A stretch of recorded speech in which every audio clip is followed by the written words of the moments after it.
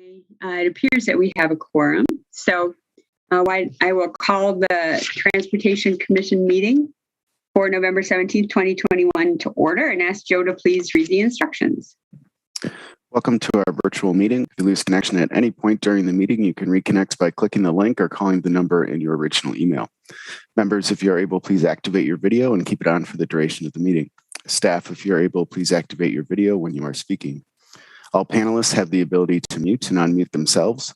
Please continue to use the raise hand feature when you'd like to be recognized to speak, ask questions, or request a roll call vote. Lowering your hand will take you out of the queue. Members of the public who have registered to speak. The name you entered in Zoom must match the name you entered in registration. You will remain muted until called upon. City staff will tell you when your time is up. After speaking, a member of the Transportation Commission may ask you a question. If you need to share documentation with the Commission, please send it to the email listed on today's agenda. Chair Kovich, the floor is yours. Thanks, Joe. Aiden, if you'd please call the roll. Charles Miazzi. Barbara Harrington McKinney. Present. Chris McKay. Here. Ann Kovich. Here. Denise Jess. Bridget Brown. Here.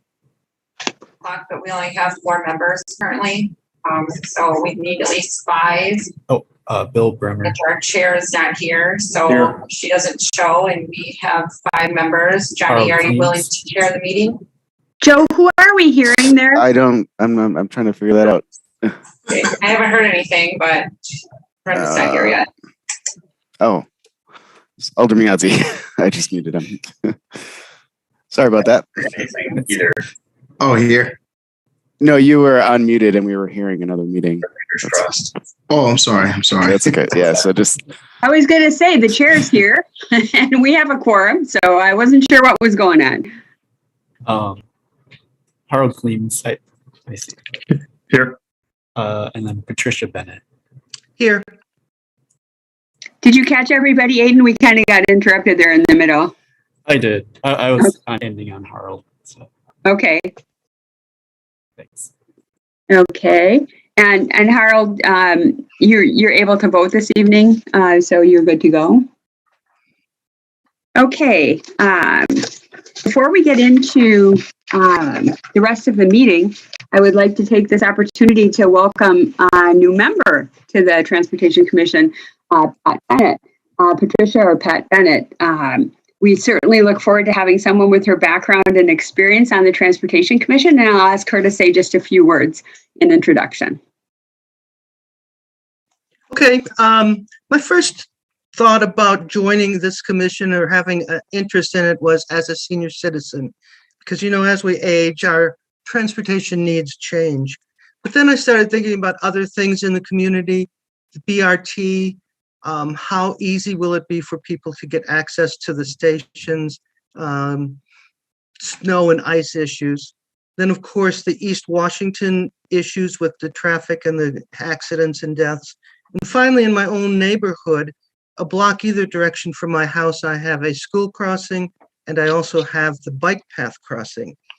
They both now have flashing lights, so it's really made things better.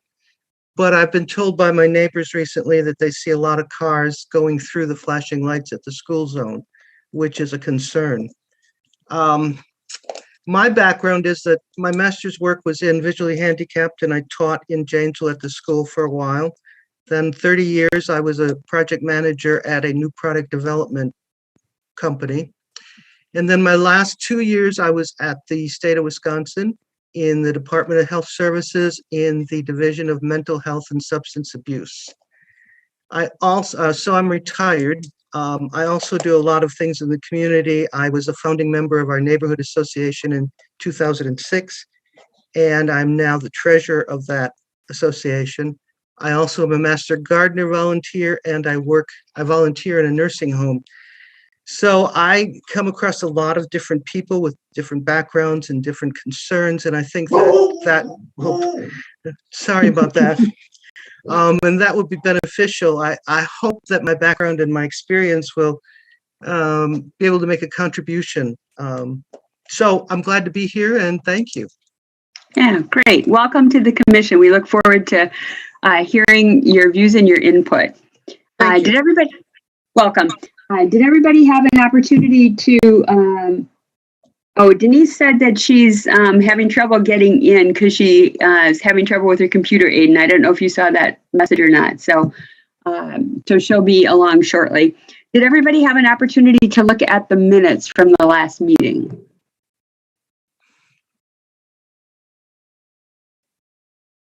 Bill? I'll make a motion for approval of the minutes. Okay, there's a motion. Chris? Second. There's a motion and a second. Any further discussion? Okay, seeing no hands, we'll assume a unanimous consent vote. Unless anybody wishes to vote no, please raise your hand. Okay, seeing no hands, the motion is carried.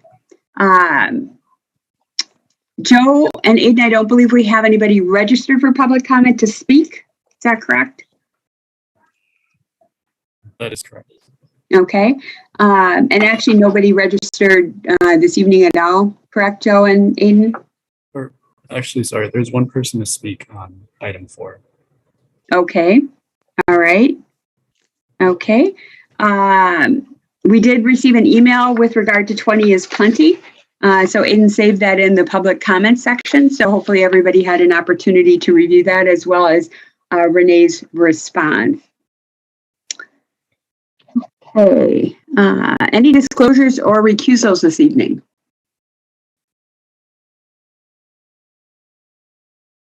Okay, seeing no hands. Why don't we move on to item 2, Madison Yards Sheboygan Avenue bike lanes. So who's going to take that?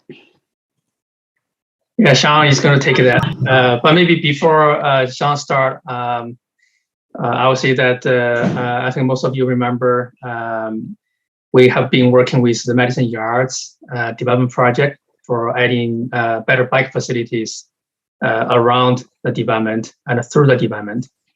So one of the streets we're going to do is Sheboygan Avenue. So we brought some designs to the commission before, and we're taking out really good input. So we have come back and did additional design and gather additional data on vehicle occupancy for a parking lane, as that's going to be impacted. We also has been working with our BRT team on some of the new station design. So there has been a lot of changes, a lot of information. So we're thinking about giving the commission another update to see what you think, and then take the some of the concepts to the neighborhoods and meet with them, get their input before we come back to Transportation Commission.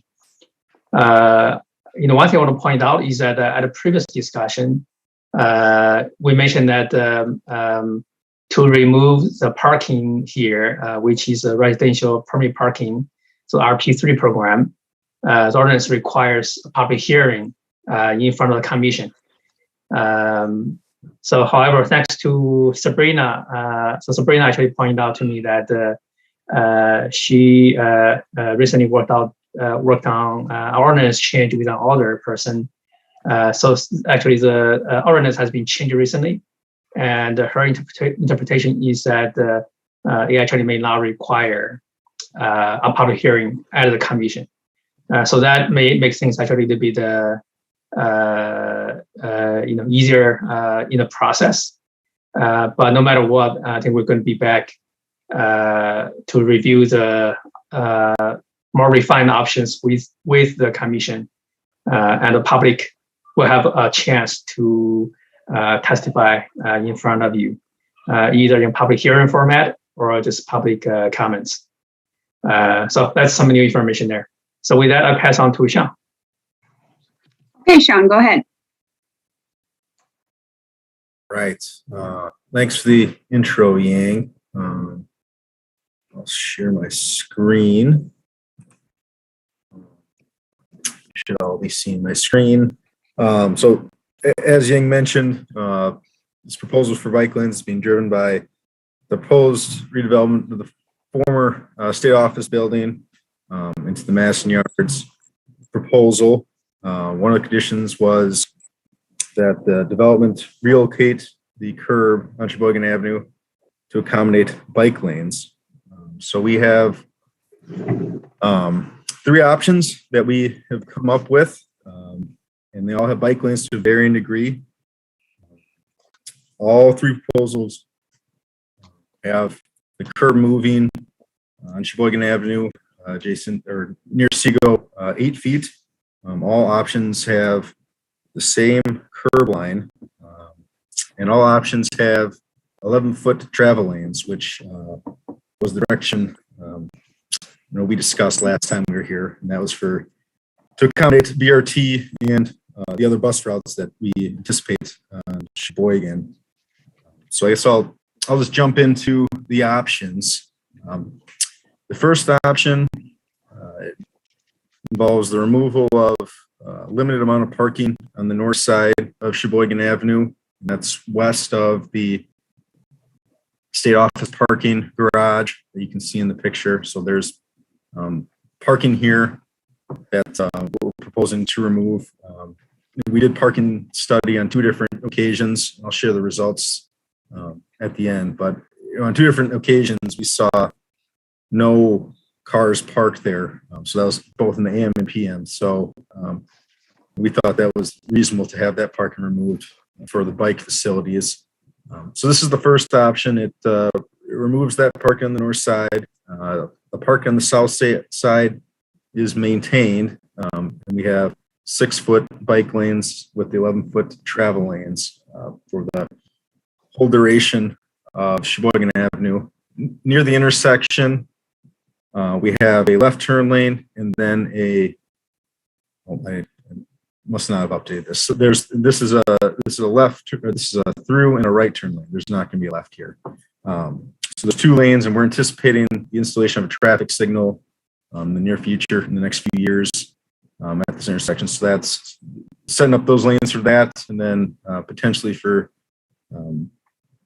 bus service in the future. So at the intersection, we have the 7-foot bike lanes, 14-foot travel lane for a portion, and that's really for the turning movements coming off Seago onto Sheboygan, and then the 2 turn lanes and the bike lanes. So this is the first option.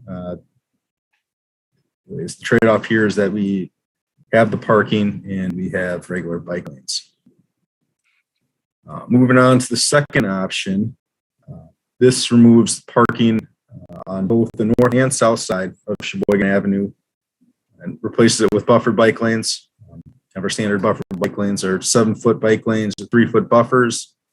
Once again, we're continuing the 11-foot travel lanes for bus service, and at the intersection of Sheboygan and Seago, we continue using the buffer there on the westbound direction.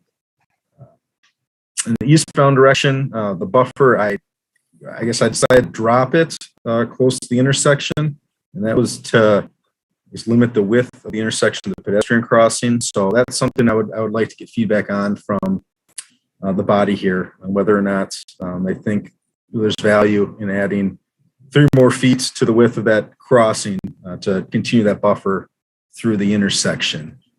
And I'll move on to the third option. The third option kind of just combines the 2 options. We know that Madison Yards, with it being a big development, a lot of uses, it's going to generate a lot of bike traffic. So the idea here is that we have buffered bike lanes adjacent Madison Yards, where many of the trips are going to start and terminate. And then, as we go west of Madison Yards, the buffers go away. The parking remains where we've seen the most parking. And we just have standard bike lanes there. So the intersection remains relatively the same. We have the buffers, and then the buffers go away after Madison Yards, and the parking lane comes back. So those are kind of the three options. I guess what the decision is whether parking gets kept on the south side of Sheboygan, or if that should be removed for buffered bike lanes, and what's a better use there. This last exhibit kind of summarizes what the three options are. The current configuration, we have parking on the south side, 13-foot travel lane, and then on the north side, we have 20-foot travel lane adjacent Masson Yards. It's kind of a big area there. And then west of Masson Yards, we have parking on both sides and 13-foot travel lane. So, so you can take a look at these options. What I also wanted to talk about today was the parking study. So we had our friends at Parking Utility go out and do a parking study on two separate occasions, March 25th, so that was the spring, and then October 6th. And we decided that just the one study on March 25th wasn't enough because the school, the UW, wasn't back in session fully. So we decided to do a study this fall. In both on both dates, I guess, in both the AM and PM peak, we did see the parking was not parked heavily. The highest we saw was 25% occupancy, so relatively low. We also studied, were they residential vehicles or non-residential vehicles? And the most we ever saw was six residential vehicles out of the 24 spots on the south side. So that's relatively low. And then I guess I'll add that on the north side, we did not see any cars parked there on either day and either peak period. So that's why I think we feel comfortable removing that parking on the north side there. This is the parking data that we have for that south side. So I guess I can take any questions that you may have. Yeah, so I just want to quickly add that we also worked closely with Metro staff and DOT staff on the BRT design. So the current decision is that there are going to be no BRT stations on Sheboygan Avenue, rather it's going to be on Seagull. So just in case you're wondering. And Yang, actually, to add to that, in talking with Metro, there is the possibility of a BRT station on Sheboygan Avenue near Eau Claire. Yeah. And that would be a future project. So, I guess that, that's a 12-foot station. I think, the markings will be obliterated regardless. So I think, all options that we have don't, I guess, remove the possibility or hurt the possibility of the BRT station in the future. But there isn't one. I guess the latest, that I heard was that the station was going to be on Seago, adjacent Sheboygan, and no longer on Sheboygan at that end of the block. Thank you, Sean. Hey, comments or questions? Harold, go ahead.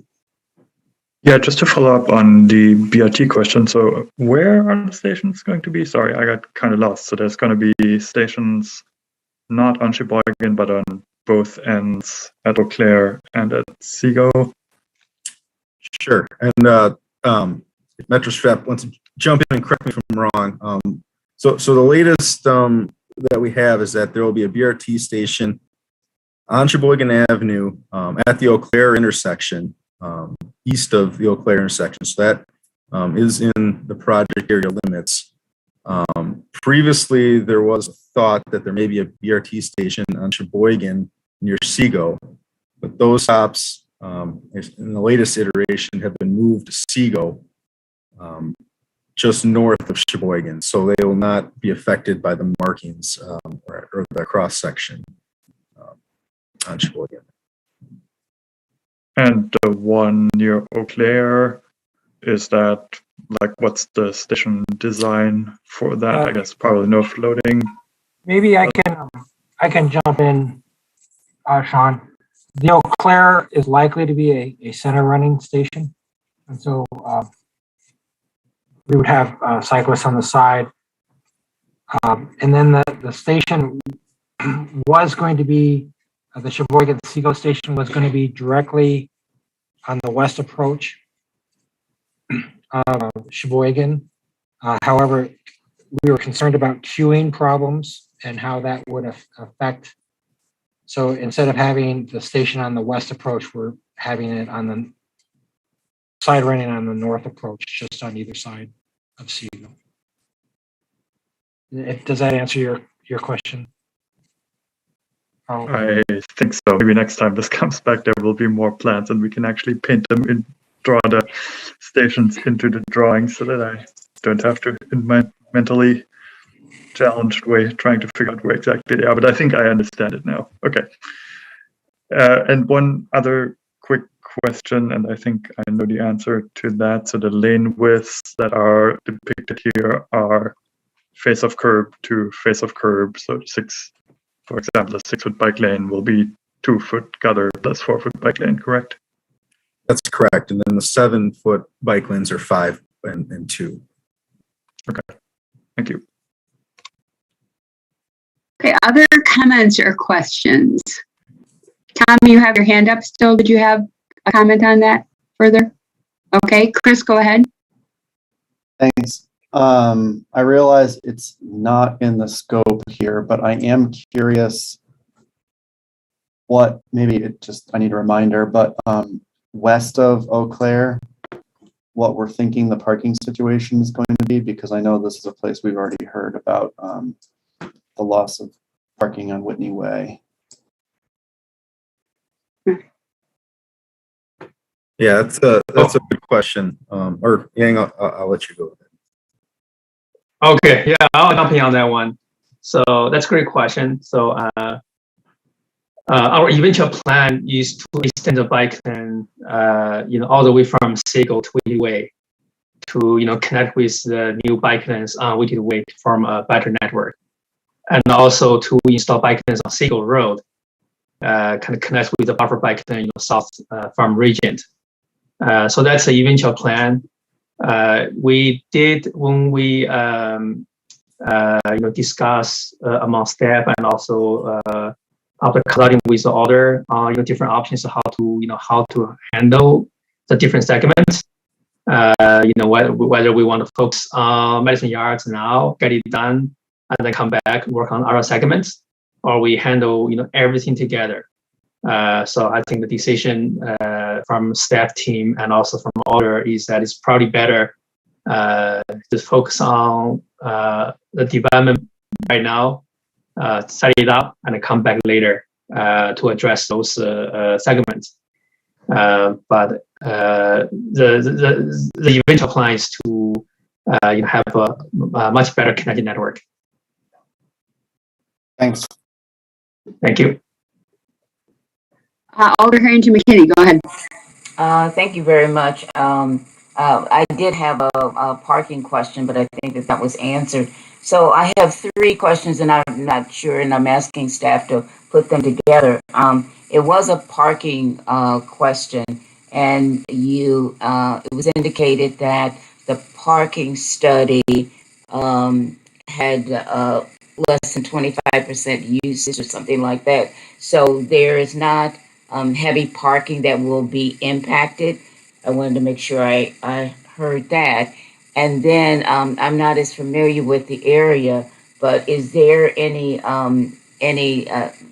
development, housing in that area? Or is that just straight land that street use that we're taking?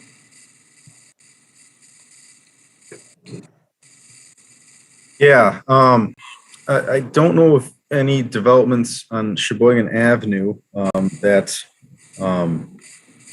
I guess, are going to be utilizing the parking for any new developments. And, I guess to clarify the parking numbers, so the 25% was for both the north and the south sides. So, obviously the north side, being 0 out of 27 stalls brings that down quite a bit.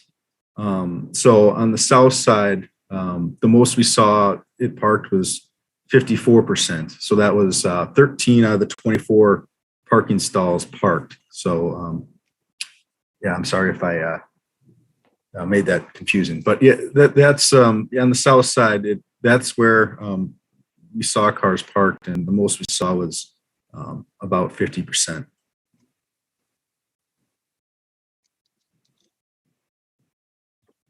Alder Harrington McKinney, did you have any follow-up on that? No, I don't have any follow-up just yet. Thank you. Okay, Harold, go ahead. Yeah, I do have a follow-up on Alder McKinney's question, just to make sure I understand this as well. So the percentages for residential versus non-residential. So the situation is you either need a residential permit or it's 2 hours max parking. Is that right? That's correct. So all the parking on the south side is RP3 parking. So that's 2 hour unless you have the pass. Okay. So I guess we can kind of think of these few non-residential parkers as probably people visiting short periods of time and maybe avoid the DOT parking garage because they'd have to pay for it, or I guess something like that. I think that's a fair assessment. Okay, thank you. Yeah, I guess it could also be residents in apartment buildings who choose not to buy a permit. It's possible, but that's probably not very likely because then they really cannot leave their cars on the street for very long. So, but it's possible.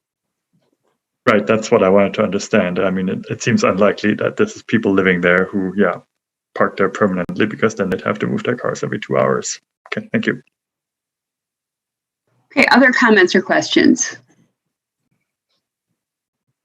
I do have a question for staff.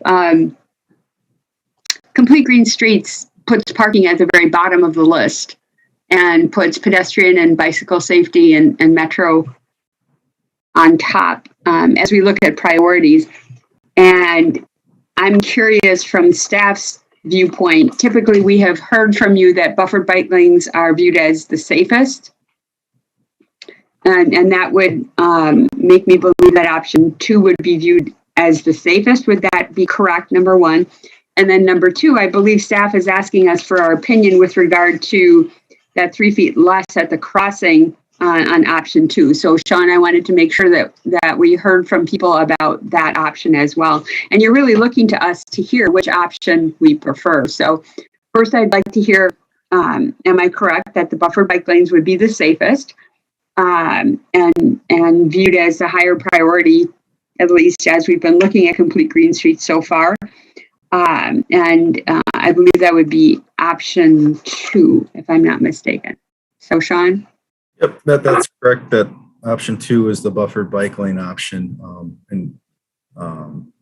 I agree with you that for the best bike safety, the buffered bike lanes are superior to the standard bike lanes. We do think both options are safe, but the best option for bicyclists would be the buffered bike lanes. Okay, thanks. Harold, go ahead. Yeah, this leads me to ask, so did Metro weigh in? Because, I mean, of course, one thing is, so if you do have the unbuffered bike lanes with street parking on one side, and given the lane widths, I mean, I guess that probably, I mean, a BRT bus will not be able to pass somebody biking safely with keeping enough distance in the unbuffered bike lane if there's oncoming traffic. So did you talk to Metro about, do they have any operational concerns with that? We did share the options with Metro. Typically we've found that if there are 11-foot lanes, that's okay for buses, 2 buses to pass. But I'm sure for their operations, it would ease their nerves if they did have an extra 3 feet there for the buffer. I'm sure, but that was not specifically mentioned, I guess, when we shared it with Metro. Justin, did you have a comment? Yeah, I would agree with everything that Sean said. I mean, certainly the buffer would give us a little bit more room, but as long as the lanes are 11 feet, we can still get through there without encroaching on the oncoming lane. And I think we would, understand that a 12-foot lane is maybe too much, and that might induce some speeding. So I think we're supportive of an 11-foot lane with or without a buffer, but certainly the buffer would give us a little bit more buffer. Right, yeah, I know. I'm just doing the mental math. So you have an 8-foot parking lane, which means cars will be parked right to the edge of the bike lane. So you have to have at least 3 feet for cyclists to be in the bike lane. And then you have the bus, which, as you said, with 11-foot dames, basically takes the whole lane. And so it does get pretty tight, I guess. All right, thank you. I'm sorry, Harold, can I just follow up? So you're saying that you think the buffered bike lanes would make it safer? Yes, thank you for summarizing what I was saying. No, I just want to make sure I understand, because we're looking to understand people's options. Yes, I have concerns with the scenario where you have a parking lane, which, because it will probably see at least those 50% usage, maybe more with the development happening, and BRT on there. I mean, there's a lot going on that. There will be a lot going on that street. And so I do have concerns with a design that puts an unbuffered bike lane right next to on-street parking with potentially high turnover. Okay, Justin, did you have any follow-up to that? Okay, Bill, go ahead. Sean, could you show the previous slide where you've got the different options? Not that, yeah, that slide. Thank you.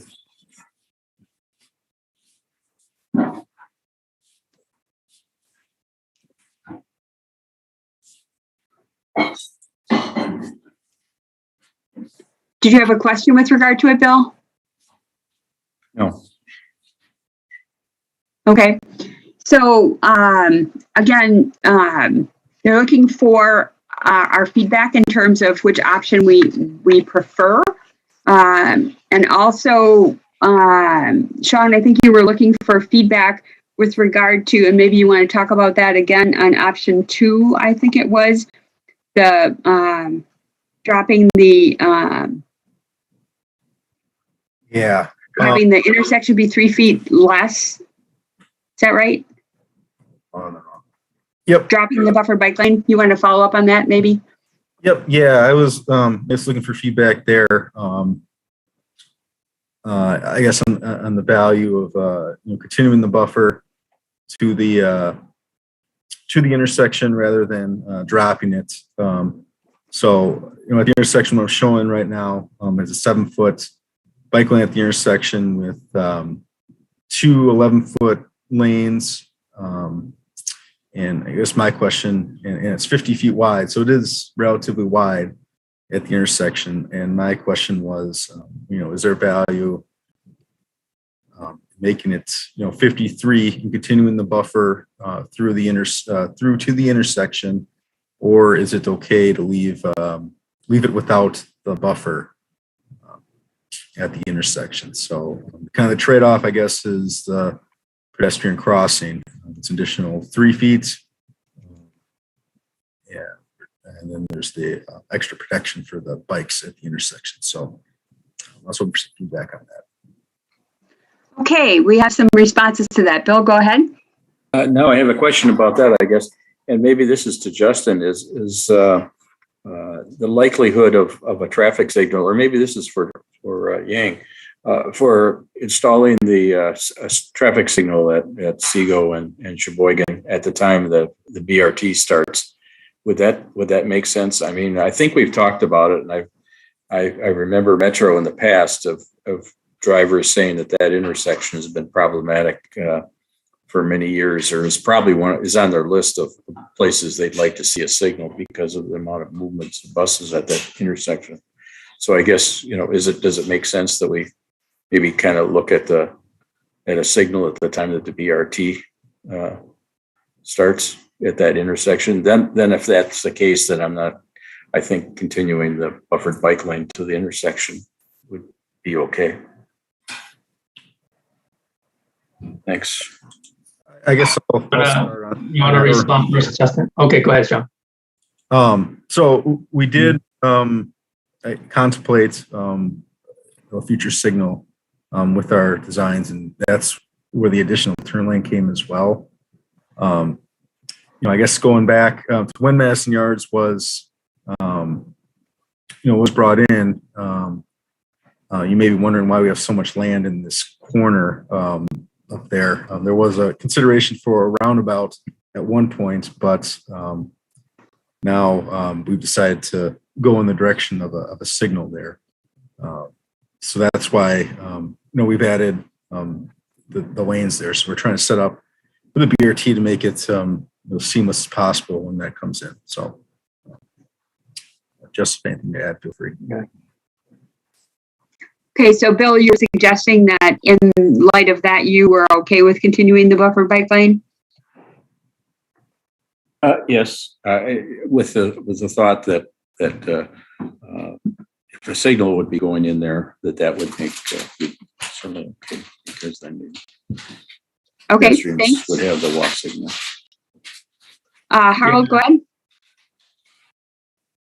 Yeah, I have a question regarding the buffered bike lane at intersections. I mean, so we have a couple of these new installations of buffered bike lanes where the buffer does indeed continue all the way to the intersection. Maybe this is a question for Renee. So my experience has been, for example, on Whitney Way at Mineral Point. Is that right? Yeah, I think that's right. That's one of those cases where you have a lot of right turn movements from Whitney Way southbound onto westbound Mineral Point, and you do have the buffer, and it seems to be confusing, I think, to some people in cars whether they are supposed to move over into the buffered bike lane and then make the turn, or stay outside of the buffered bike lane and then make the turn wider. And I guess I'm not totally sure. I mean, if it were a normal painted bike lanes, I think the situation would be, yeah, you're supposed to merge into the bike lane while yielding to people on bikes and then turn.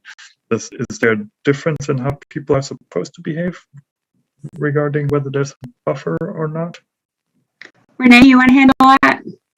Sure, and maybe Yang wants to jump into it. That one at Mineral Point, we did make a change. And so we do try to look at what are the turning movements to determine what is the best. And, with this setup with the heavy right turns at Mineral Point, that doesn't work as well as, say, at one of the intersections where there are right turns, but it's not, a huge movement. And I don't know about the turning movements at this one, but it definitely can work in some situations. It takes a little getting used to, but in others, yeah, it does cause some problems to try to, because people are undecided what to do when they approach it. If there's, say, some people in the front who've chosen to not pull into the bike lane, but the people in the back do, that does definitely cause a problem. And that was an issue at Mineral Point.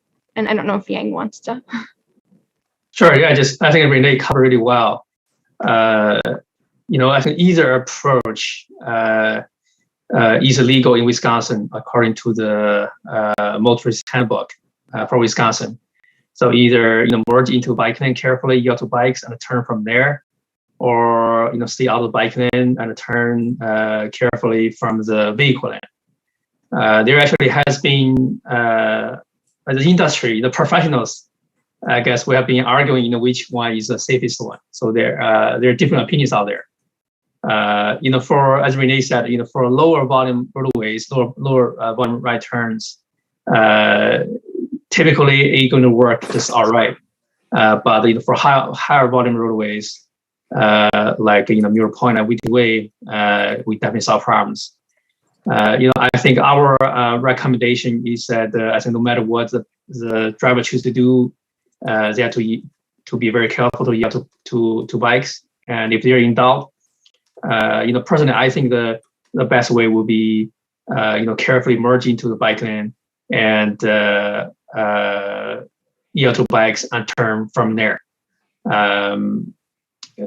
So I think if we have with that philosophy, for lower volume road, at least is probably okay. Have a bike on the right hand side, either buffered or unbuffered. Then vehicle turn from the vehicle lane.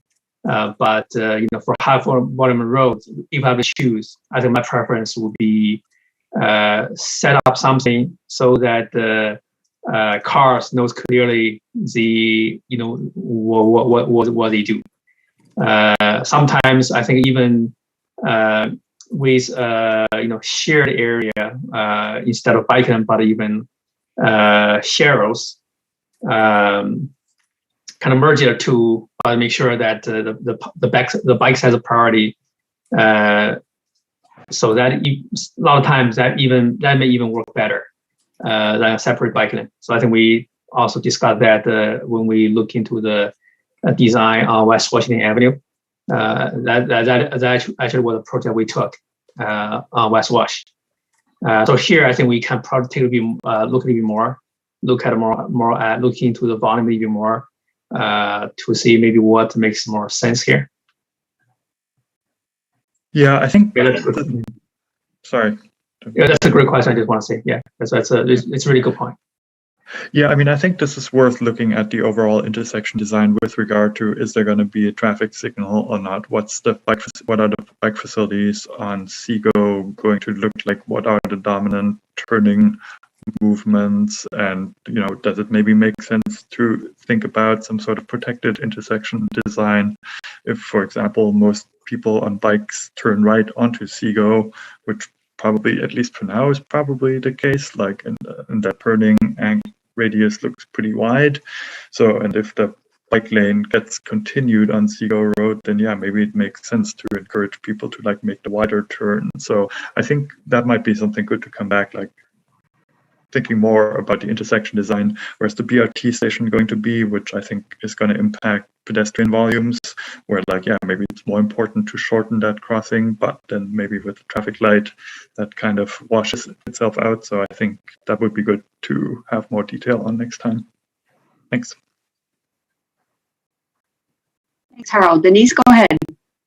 Yeah, thanks, Anne. I think my question is really wrapped up in Bill and Harold's. So thinking about that intersection, 50 feet is a lot to cross. So I think my follow-up question would be kind of what's the pedestrian demographic in that area on some of that housing there, elders, and would they be likely to cross here? Just folks that are going to need more time to navigate wider and potentially more complex intersection. And if that's the case, then I would favor it being signalized and maybe even evaluating an APS at this one too, if it's going to be a more vulnerable pedestrian population. So just curious about what that pedestrian population is like there.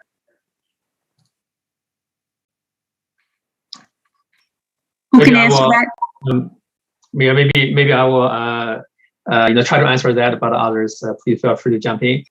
That's an excellent question. We actually do have a senior housing close by.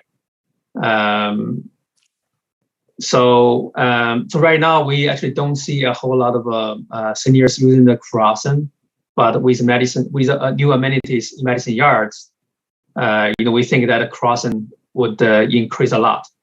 So right now, I think what we have been working with seniors is actually crossing Seago. They go to Hilldale area, they go to the post office.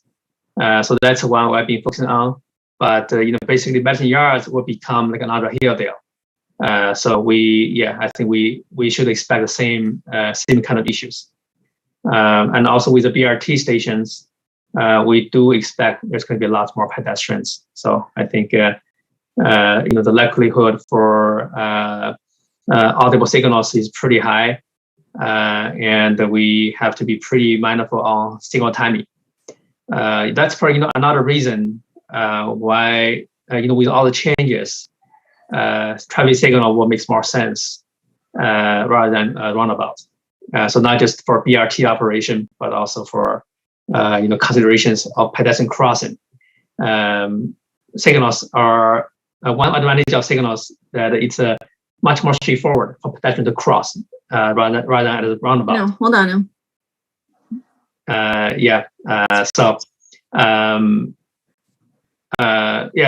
now the neighborhood plan is calling for roundabout, but we're working with planning to see how we can get it changed.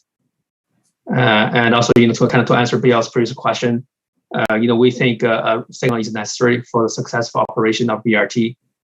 So I think the chances are pretty good that this intersection will be signalized before the BRT project.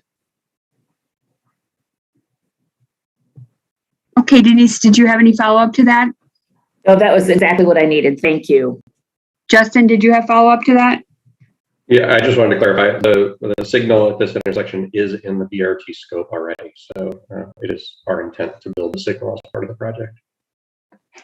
Great, thanks. Chris, go ahead. Thanks. So just going to the current conversation about the intersection, if the question is as simple as dropping the buffer, I think my answer would be yes. I think it's important to get that width down. And I think when you hit the intersection, that buffer doesn't matter as much. But obviously there's a lot more questions that have come up. Harold's questions about turn movements and everything. So I think it's worth looking at how to make that work best. I don't know. I guess I kind of imagine they might be green there, but I don't know. So those are my thoughts on that. But back to the bigger question, reactions to the options. I agree. I have, like, Harold already said this, but option 1 and 3, where you've got the bike lane squeezed between the bus and the parking, raises a lot of concerns for me. I think I would want a buffer from the parking at least. So just trying to imagine a bike moving through there with parking on one side and the bus on the other just seems less than ideal. If anything, I would suggest you could take a little bit away from the bike lane on the other side, maybe go down to a 5 foot in order to get more of that buffer. But I think what I would actually lean towards just going for the full buffered option. I think the data that we have, my gut tells me that the parking that is happening there now is probably not because of any parking shortage, but because people are not using the parking that's there for whatever reasons. Either they don't want to buy a parking pass for residential or whatever. And hopefully Madison Yards will create parking to address, all of their needs. So I would lean towards going fully buffered. I just stress one point that I made earlier, which is I think this is going to be a tougher conversation as we get closer to Whitney.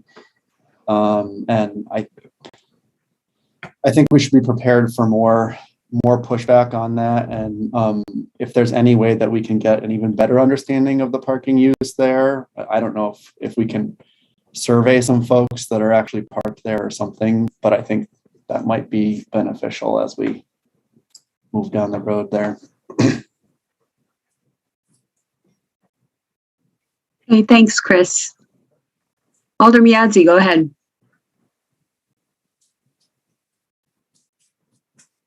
So yes, the question I had was, actually, I think Bill actually talked about the turn signal. I mean the signal lights.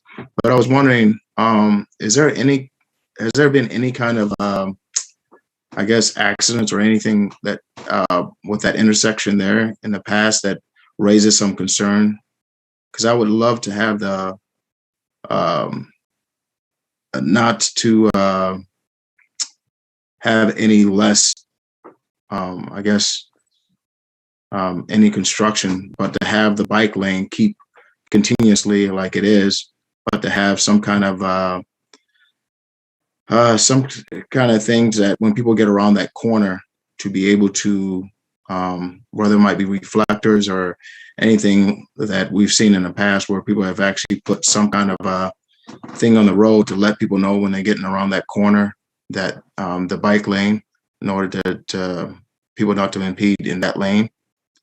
But I just don't like the fact of lessening that corner as far as construction, unless there's some kind of history of it being a very dangerous corner there.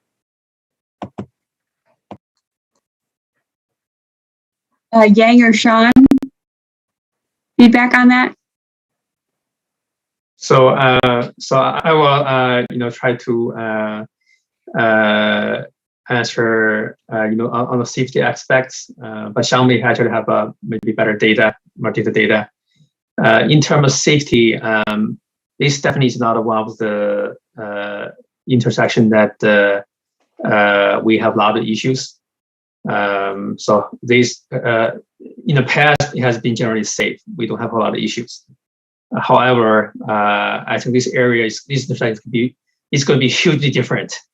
So the past history may not really project the future that well.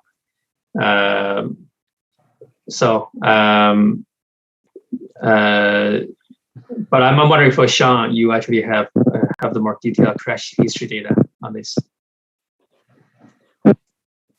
I don't, unfortunately, in front of me, but when we did go through this Madison Yards review a few years ago, we did look at this intersection that was studied with the consultant's traffic study, and there wasn't anything unusual at this intersection from a crash perspective. But that is data that I can have ready to present when we come back. I'd also note that if we are installing a signal here, that kind of changes things quite a bit. So I guess I would have anticipated some left turn crashes, I guess, from Sheboygan onto Seago, but the signal you kind of corrects some of those issues. So it's almost kind of a different ball game. But the right turns is something that we can definitely look at. The crash history, and I can have that ready for next time. Yeah, thank you, Sean. Yeah, regarding techniques to discourage cars to stay out of the bike lane, I think that's a really good one. We do have tools to address that. One of the things that we're probably going to do here is maybe use some green markings at the strategic locations, kind of highlight the area is for bikes and ask cars to stay out of it. Also, if they have crossed it, they know that to be very careful. So that's a great point. Yeah, I guess I'd like to add on to that quick. We are, I guess, anticipating doing a bike box here. In front, we'll do the green bike area in front of the stop bar, and the stop bar will actually be peeled back, and we'll do green near there. So that will help, and also let the bikes, I guess, get a head start on the cars. That's what we're anticipating doing once it's signalized. So that should definitely help.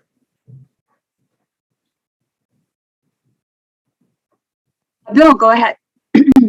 Thanks, Ann. Yes, when I raised my interest of a traffic signal at Seago and in Sheboygan, it wasn't in regard to safety as it was operational, because in my experience of riding the bus there at that intersection is that the bus quite frequently had to wait extended periods of time before it could make a left turn there because of the amount of traffic in the morning on Seago. So that's I think Justin is taking care of that is with the signal at as part of the BRT, because I know that's problematic from an operation standpoint. So I wasn't as concerned about the safety as I was the operations. But and I guess I'll say that I have changed my mind, I guess, as far as whether if you don't need that buffered bike lane at the intersection to reduce the width, that's great, because then I think it'll make it easier, especially if there's going to be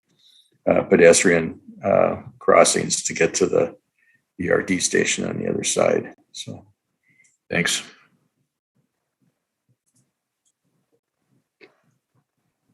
Okay, thanks, Bill. Any other comments? I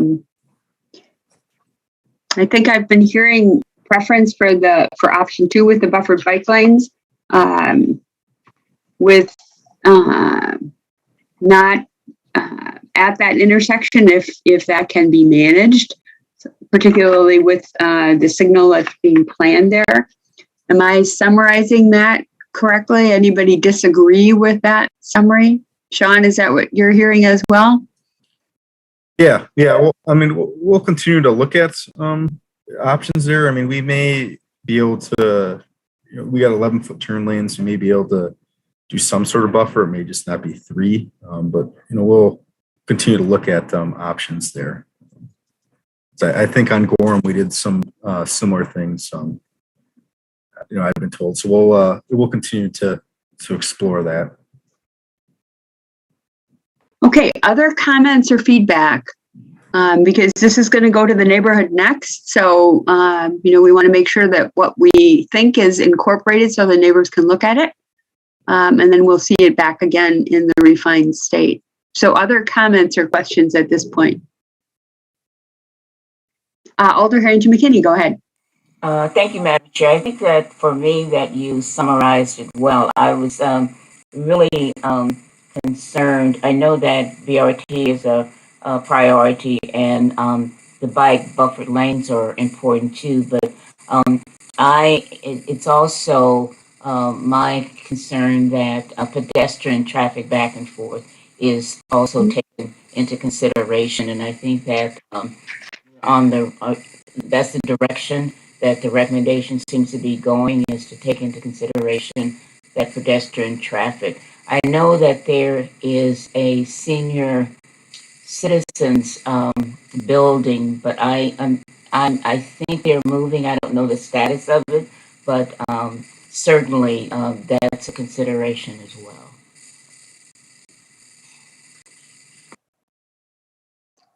Any other comments?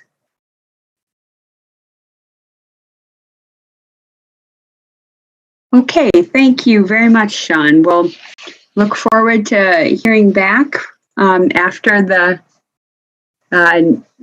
neighborhood meeting, and you refine your plans and bring them back again. Okay, if there are no further comments, great. We'll move on to the quarterly traffic safety report. Lieutenant Tony Fiore is here this evening. Thanks. Sorry about the delay in joining, but I am here now. See if I can share my screen. Am I able to share my screen? You should be able to, Joe. There it is. I got enough. Sorry about that. Okay. All right. Just a quick reminder, the priorities for the department on traffic enforcement. We focus on hazardous moving violations and de-emphasizing non-hazardous violations for the past year. Continue to focus on the high injury network, supporting school zone safety and responsiveness to citizen complaints. The maps of the areas that we're able to focus on with our grant enforcement as compared to the high injury network overlaid pretty well. But again, attention to the Beltline and Stoughton Road continues to be a priority for us. Just looking at serious and fatal crashes, kind of trending where they've occurred throughout the year so far. The map on the left with the highlighted dots, the red dots indicating fatal crashes. The graph on the right shows kind of how we're trending compared to being through 3/4 of the previous 5 years, or the previous 4 years, excuse me. So the last 5 years, including this one. And just noticing that we're trending despite the amount of activity we had on East Washington Avenue earlier in the year. Overall, citywide, we're trending not necessarily any higher or lower, unfortunately, than previous years. Again, looking at over time by quarter, kind of breaking it down a little bit even further, showing that we do see this variance occur throughout previous years, particularly during quarter ones. We tend to see a downturn in serious and fatal crashes. So hopefully that trend will continue. It appears that it will, as quarter three, we definitely saw an improvement citywide of fewer serious and fatal crashes occurring in the city. And certainly if I'm going too fast, anybody wants to take a closer look at one of the slides, just let me know.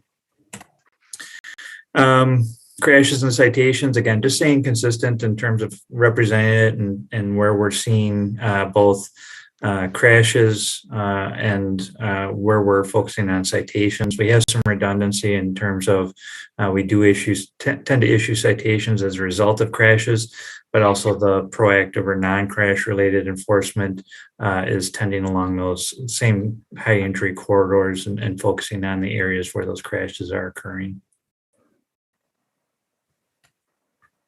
A new slide for you.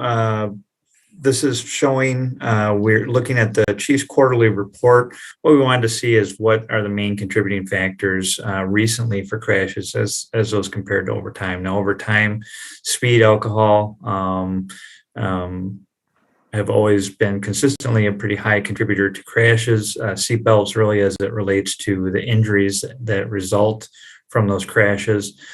Distracted driving, although it's a pretty popular topic, generally those tend to get attributed to other causes such as a failure to yield, and not necessarily typically we need an admission or an observation to cite somebody for distracted driving, whereas typically then that results in a failure to yield or failure to have control or following too close. So it's not that distracted driving isn't occurring. It's just a harder citation or a harder contributing factor for us to attribute crashes to. And again, pedestrian and bike involvement, again, tends to result in more injury occurrence per crash, certainly than the others. And what we've seen is the last quarter three, we certainly saw speed as a contributing factor, as well as alcohol and drugs or impaired driving. Certainly the involvement of pedestrian bikes and that's continuing and resulting in serious or fatal crashes. So overall, our citations for the quarter trended up from 2020, beginning to again recover kind of where we're the pandemic level enforcement in 2020 that kind of pushed a lot of our numbers pretty low, beginning to resume back to kind of 2019 levels. Again, our main enforcement area being in speeding, OWI and companion citation, as well as a pretty even distribution of most of the other hazardous citations, but certainly speeding continues to be a focus and primary enforcement citation for us. Again, looking at citations and warnings, the amount of citations and warnings we're issuing compared over time, still trending up from the lower 2020 levels that we saw, particularly quarters 2 through 4 last year, and beginning to move back up as we were able to resume that enforcement activity and do so safely. Not back to kind of the peak levels that we might have saw back in previous years, but certainly we've been satisfied with the level of enforcement activity that our officers have been doing.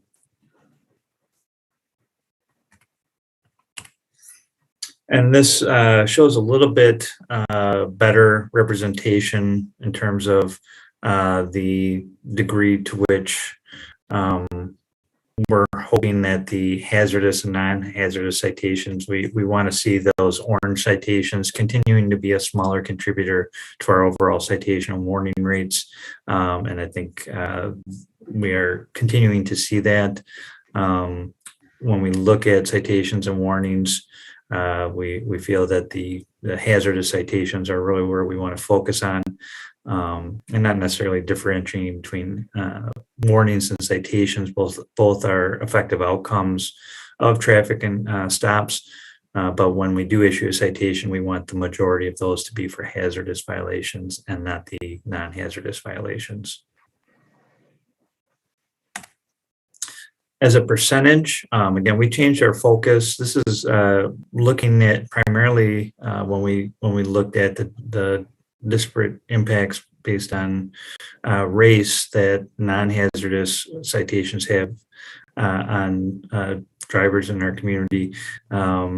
It became evident that certainly the economic factors that affect the non-hazardous violations, so the failure or the inability to obtain or maintain a valid driving status, and how those disparately impact African American and Hispanic drivers particularly, as well as vehicle registration and other non-hazardous related citations.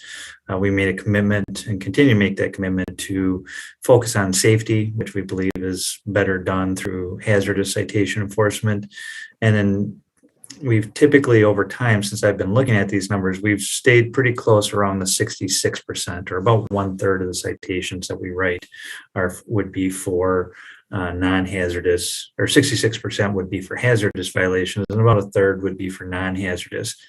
And just in 3 months, or 3 quarters, we've been able to push that up all the way up to 73%, and that's Q1 through Q3 for this year. So we're really happy with our ability to move that percentage in the area that we want to. We want to continue to make officers aware of the disparate impacts on particularly African American and Hispanic drivers that non-hazardous citations do, and make sure that they're using those on a limited basis, and really encouraging non-citation outcomes, whether that be warnings or other outcomes that could result from those involvements or violations. Citywide complaints, again, we continue. This is a very similar map to what we see from previous quarters and years. We continue to see activity and complaints along the Isthmus, as well as along the East Washington Avenue corridor. But generally, citations are pretty evenly distributed throughout the city. That keeps most of our traffic officers busy in terms of being able to try to be responsive to those complaints. They're a good source of information that get provided to us. We're continuing to see a steady volume of complaints come in, and we try to pass those along to officers and the districts and the test officers, and make sure we give those complaint areas attention as well. So as you can see, it's again pretty consistently spread throughout the city in different locations, and no real necessary hotspot other than the Isthmus and the East Washington corridor that we would continue to expect to see that for some time. And that's what I had prepared. Generally, I've been trying to do the Chief's quarterly report in line with this report, and making sure that we're giving information consistently. Certainly, if there's more specific information that the group is ever interested in, either through a quarterly report or asking us to speak to something specifically, such as East Washington Avenue, I'm more than happy to include that in future reports. But it's again, an effort to try to give the best information that we think we can to those that look at it and try to provide some meaningful information while not really getting into data sets that might not be as impactful or meaningful, but it's just something that's been done historically. So certainly welcome any questions or feedback. Alderman Yazzie, go ahead. I'm just wondering, has MPD thought about, so what is a process or procedure like if you pulled somebody over that didn't have a license? Do they pull the car over and tell them to get out, you don't have a valid license, or it's just citation and keep it moving, or how does that go? Yeah, and it's a lot of times when you look at the disparate impacts or the difference in citations for non-hazardous, those are really driven by it's a lot of different not a lot, but some unique citations and a couple different categories are kind of lumped into non-hazardous. And what we see there is that it's primarily driven by driving status violations. So somebody operating while suspended, operating while revoked, operating without a valid driver's license are really the three main citations that we write in that category. And that really drives those non-hazardous citations. Generally, by and large, I don't know what the percentage is, but it would be very, very high. The vast majority of cases, officers aren't aware of the driving status prior to making a stop. So what we see is officers will stop somebody for a hazardous moving violations and certainly possibly for an equipment violation or registration violation. But generally, the driving status isn't known to the officer prior to the stop. So we want them continuing to focus on those hazardous violations and not really changing expectations in terms of driving behavior in the city, but certainly de-emphasizing citation outcomes for those non-hazardous citations. So if an officer was to pull somebody over and discover that their operator's license is suspended for failure to pay a fine, typically a previous traffic citation that somebody might have received, they weren't able to pay that citation through a process that's entirely outside of the PD's control, then that gets submitted to DOT in terms of the suspension request. And it really creates a real big challenge for folks to get their license back. So what we're encouraging is the non-citation outcomes, making it permissible and encouraged for our officers to issue warnings for those driving status violations. We're trying to, we've been working, the South District has done a lot of efforts in trying to provide people that they stop or come across with resources in terms of programs that help folks get their license back. It can really be, it's a matter of not wanting to exacerbate really pretty severe imbalances that happen when you look at who's really affected by these driving status violations, and it's really an economic issue. I think there's a percentage somewhere around 70 to 75% of suspended status or suspensions occur for economic reasons.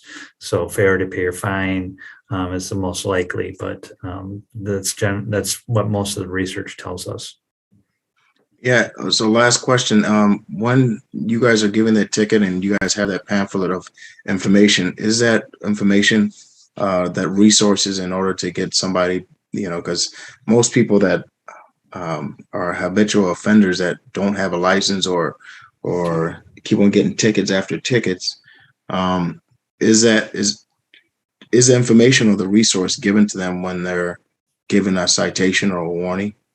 And we've been working on that over the past several months. The South District recently did an outreach program inviting different programs that do. So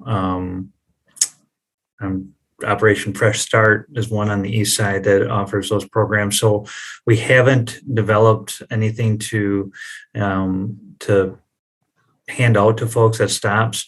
The challenge is that those programs are turning away 50 to 75% of applicants in terms of do we flood a system that is doing the best they can with the funding and resources that they have.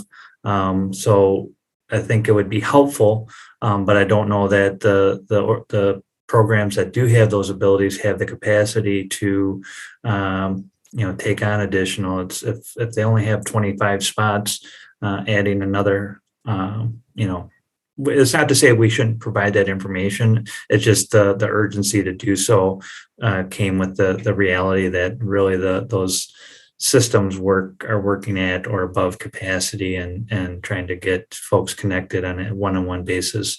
We really haven't been able to put something together like that yet, but it's definitely in discussions. We think it would be useful to get that information available. We want to work with the city attorneys as well as the municipal court and providing outcomes that help people get their license. The information out there in terms of success and job hunting and other areas that people have when they have a valid driver's license is pretty remarkable. So we certainly don't want to continue kind of piling on that challenge of getting a license back. So we're really trying to challenge our officers to issue few of those citations and really focus on the violations that are causing injuries and fatalities on our roadways. All right, thank you. Thank you, Alder Miadzi. Harold, go ahead.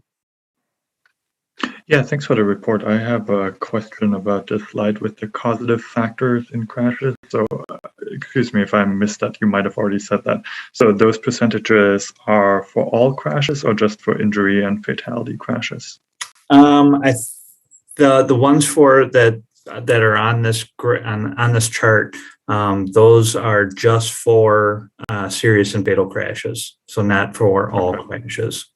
Okay, yeah, I mean, because, I observed there, I mean, really the two things that stick out on this is that speeding really is like twice the historical average at 50%. And I think the other thing that's really driving home, or like, the pedestrian bike involvement at 44%. So almost half of all injury and fatal crashes affected people walking and biking. So I think, for us as a body, that's really something to keep in back of our mind. It's really like vulnerable road users, even though they don't make up 50% of traffic, they are almost half the people who are involved when somebody gets injured or killed.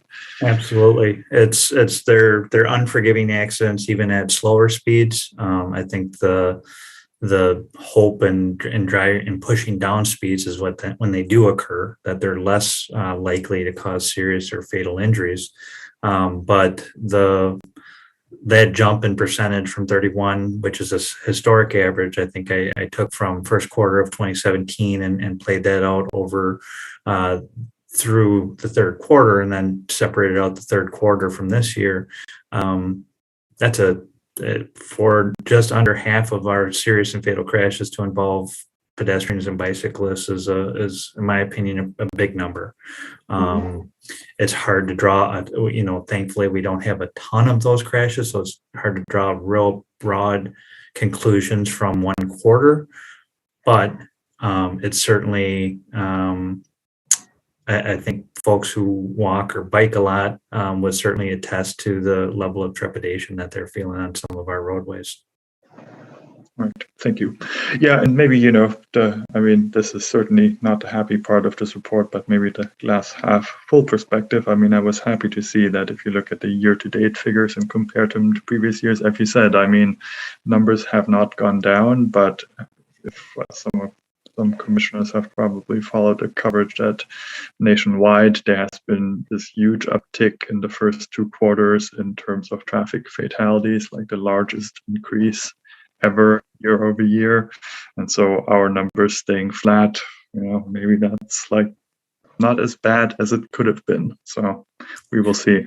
Right. And our fatal crashes tend to stay pretty low. It's hard for me to, again, it's driving is so different from city to city in terms of street design and enforcement and culture of that city in terms of driving behavior and things like that. But so those, and really where we see the fluctuation are the serious injuries, and those by no means are making light of that, because they're serious for a reason. Those are generally considered by us to be life-altering injuries, or injuries that result in loss of a function of, maybe decline in cognitive function, or a broken bone that might not heal fully, and those types of things. So those are we try to combine those two so we get a bigger population of crashes to look at it in terms of trends or how we're trending over time. So over time, slight continuing upward trend in serious crashes, but certainly you see the fluctuation, and hopefully we can maintain the lower rates than we're seeing nationally. Thank you. Thanks, Harold. Chris, go ahead. Yep, I was thinking the same thing, that nationally things are not looking good. So there's glass half full here. And other than that, just wanted to say thanks for the report. In the Vision Zero working group, we talked a lot about this shift from non-hazardous citations to hazardous citations. So it's great to see that that you're moving forward with that, and there seems to be, the numbers seem to be reflecting that. So that's great. And then just one last point is, when I joined the commission just a few years ago, we spent a lot of time debating what these reports could look like and how to make them more useful. And clearly, the way the information is being presented now is really much easier for folks to digest and work with. So thanks for that. I appreciate both points. And like I said, this is your report. So I want to make sure that you're getting the information that you want and need to help guide your decisions and discussions. So if there's ever anything that you'd like included that you're not getting enough information on, I'd be happy to work on getting that and make it a standardized part of the report. Certainly it can be unique to this report, not necessarily something I might include in the Chief's quarterly report.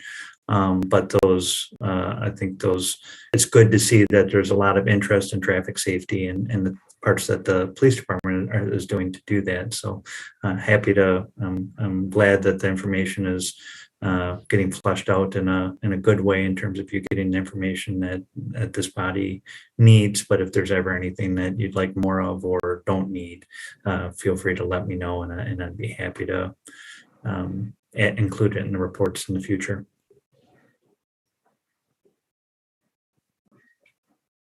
Other comments or questions? I do have one, Lieutenant Fiore, that you've mentioned East Washington Avenue a couple of times, well, several times during the conversation, and we had a large presentation just on East Washington Avenue a bit ago. So how important do you think it is to, focus a little bit on East Washington Avenue in terms of understanding how much that's contributing to our issues? Or are you seeing that be less of a problem, or do you not have data that can make that an easy comment for you?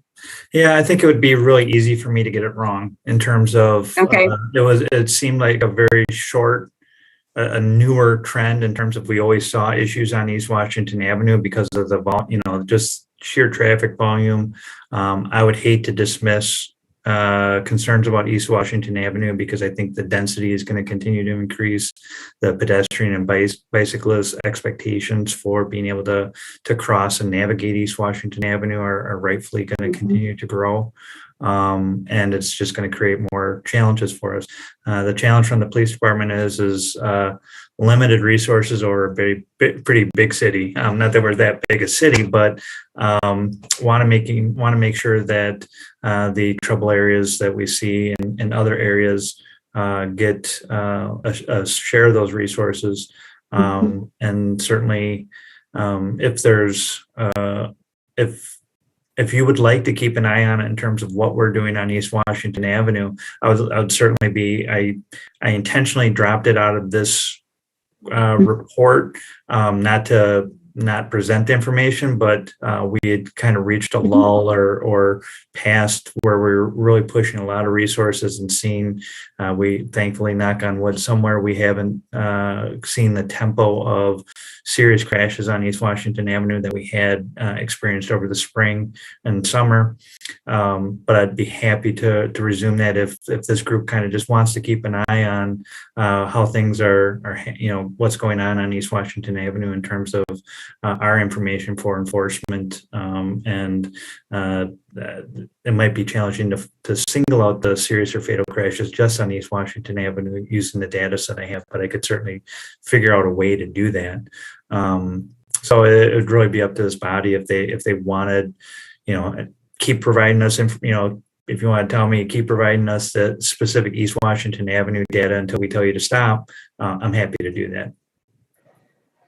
Well, I'll be interested in other people's opinions on that. I think, at least annually, it would be nice to know where we're at with regard to East Washington Avenue, just because we have really focused a lot of discussion about particularly pedestrian safety on East Washington Avenue and concerns with regard to that. And there have been a lot of improvements that have been made and others that are planned. So, I'm not sure about the frequency of when people would like to hear about that, but it seems to me something that we have discussed at great length and have had concerns about. So I'll be interested to hear what other people have to say about that.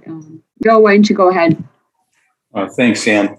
Lieutenant, I second what some of the earlier colleagues have said about the quality of this report is far, far superior to was when I joined the commission. So that I think this you've done a great job with the data, and I really appreciate that.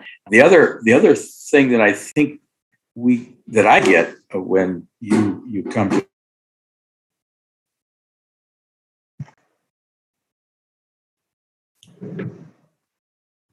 Bill? To us, yes. Yeah, we lost you for a minute there, Bill. Oh, my internet is unstable. I'm sorry. Maybe I should turn my video off, see if that helps.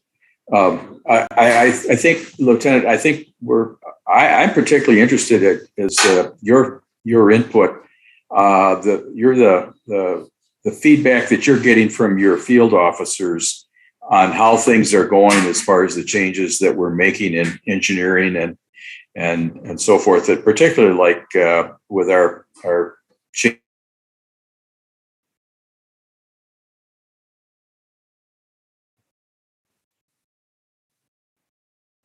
We lost you again, Bill. officers. Can you hear me? Go ahead.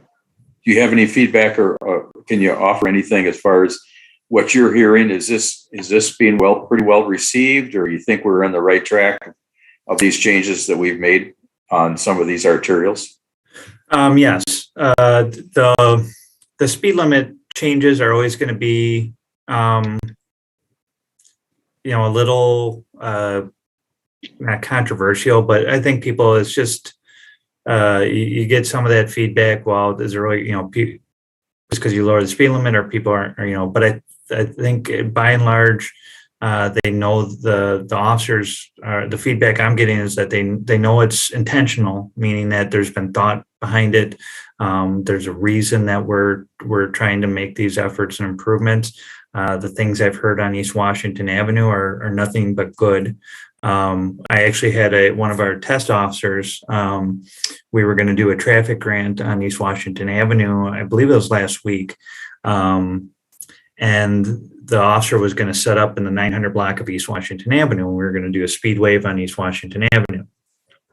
And the officer sent a quick note and said, change of plans. We had to move locations further out on East Washington Avenue because the traffic bollards that T&E has been testing were working so well that it wasn't going to be a very fruitful speed enforcement endeavor for our officers. So that's, I think, speaks a lot to our recognition that engineering is a huge contributor to affecting how the traffic flows and the speed at which they operate, and that partnership of the engineering is doing its job in this area. Let's go, let's move to other areas that we know are problems. So the feedback I'm getting is all positive. I think just somebody mentioned the West Washington Avenue. And I don't know if it was a decision by these groups, but really the thought that went into the lane markings and things like that on West Washington Avenue, officers just said it's so less stressful to drive on West Washington Avenue now as it was compared to when it was just kind of blank pavement and nobody really knew where line markers were parking. So nothing but good feedback in terms of I think the collaboration that we've had through Vision Zero and through this body, and the thought and improvements that are getting made citywide on the improvements with an eye towards safety and drivability and being able to bike and pedestrian safety. I think it's not lost on anybody in the police department. Great, thank you. We've heard a lot of compliments, and I would echo. We gave a lot of feedback to the Madison Police Department on these quarterly traffic safety reports, and you made changes that really provided the information that's much more easy to process and really addresses the concerns that we've had. Perhaps what we could do is if we decide that we see a need for, again, a special report with regard to East Washington Avenue, we can ask you for it. Otherwise, perhaps just continue what you're doing unless people have other thoughts than that. Sure. And it really wouldn't be that. I'm thinking I would probably just report back on the number of traffic grants we're able to do on East Washington Avenue, look at complaint numbers, look at overall citation numbers that we're doing that are just on East Washington Avenue. And then I think I could flesh out serious and fatal crashes for a quarter on East Washington Avenue and provide some succinct data. It wouldn't be that hard to do. So don't be afraid. Don't be worried about asking. It wouldn't be a real heavy lift for me to kind of continue to report just on East Washington Avenue, just so folks can keep an eye. But I'll wait to hear back. An email Sure. is fine. If somebody sends me an email between now and the next quarterly report, hey, if you could include that, that'd be great. I'd be happy to. Yeah, no, I think that upon request is maybe how we can look at it. If there's no other comments, we'll need a motion to accept the report. Bill, motion by Bill. Is that a Yes, I'd second? like to make a motion for acceptance of the report with great gratitude of a job well done. Alderman Yazdi, Quality is that of the a report. Thank you, Bill. Alderman Yazdi, is that a second? Second, and also include what he said too. Thank you. Yes, you've heard a lot from us. I mean, we used to get just reams of data that was not easy to comprehend. So what you've given us is so vastly improved. It's really, really appreciated. So other comments with regard to the motion. Okay, we'll assume a unanimous consent vote unless anybody wishes to vote no. Okay, thank you very much, Lieutenant Fiore. The information and the format of the report is greatly appreciated. Thank you very much for the kind words, and it really is exciting to be working with vested stakeholders that are passionate about this. So I appreciate the opportunity and continue to sit and working with this committee and look forward to future endeavors. Appreciate it. Well, and it's really excellent to hear. I mean, we spent at least 2 meetings that I can recall working on West Washington Avenue, for example, and to hear that positive feedback is just valuable because that's our goal, to improve traffic safety in the city. So. Absolutely. Thank you again for the opportunity, and keep me posted if anything new or the East Washington data wants to get included in the next report. Happy to do that. And otherwise, we'll see everybody soon, I hope. Okay, thank you. Okay, next we have item 4, which is review and feedback on the 2022 Public Works Transportation projects. We do have one person who's registered to speak, and it appears from their address that it would be on Old Middleton Road.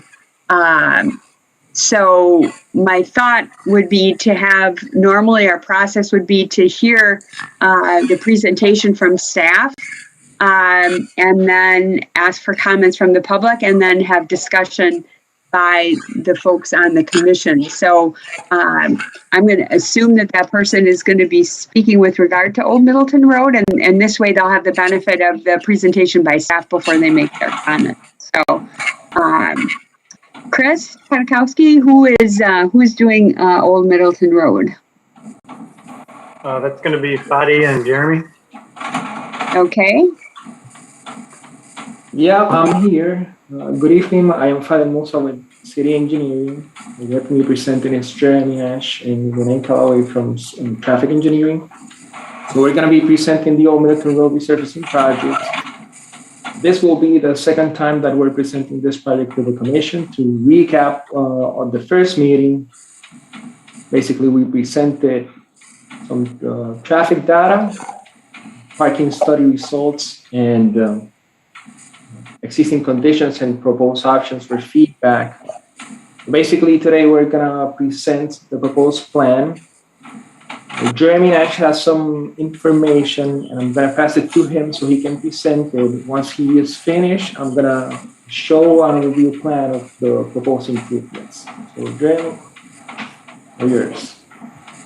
Good evening, everyone. Let me share my screen.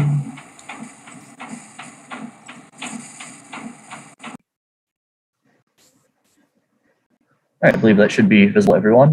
So I'm going to cover a few slides real quick. I guess going back a second, I'm Jeremy Nash with City Madison Traffic Engineering. I'm going to cover some slides that we covered last time. Just wanted to go over them once more to as a refresher.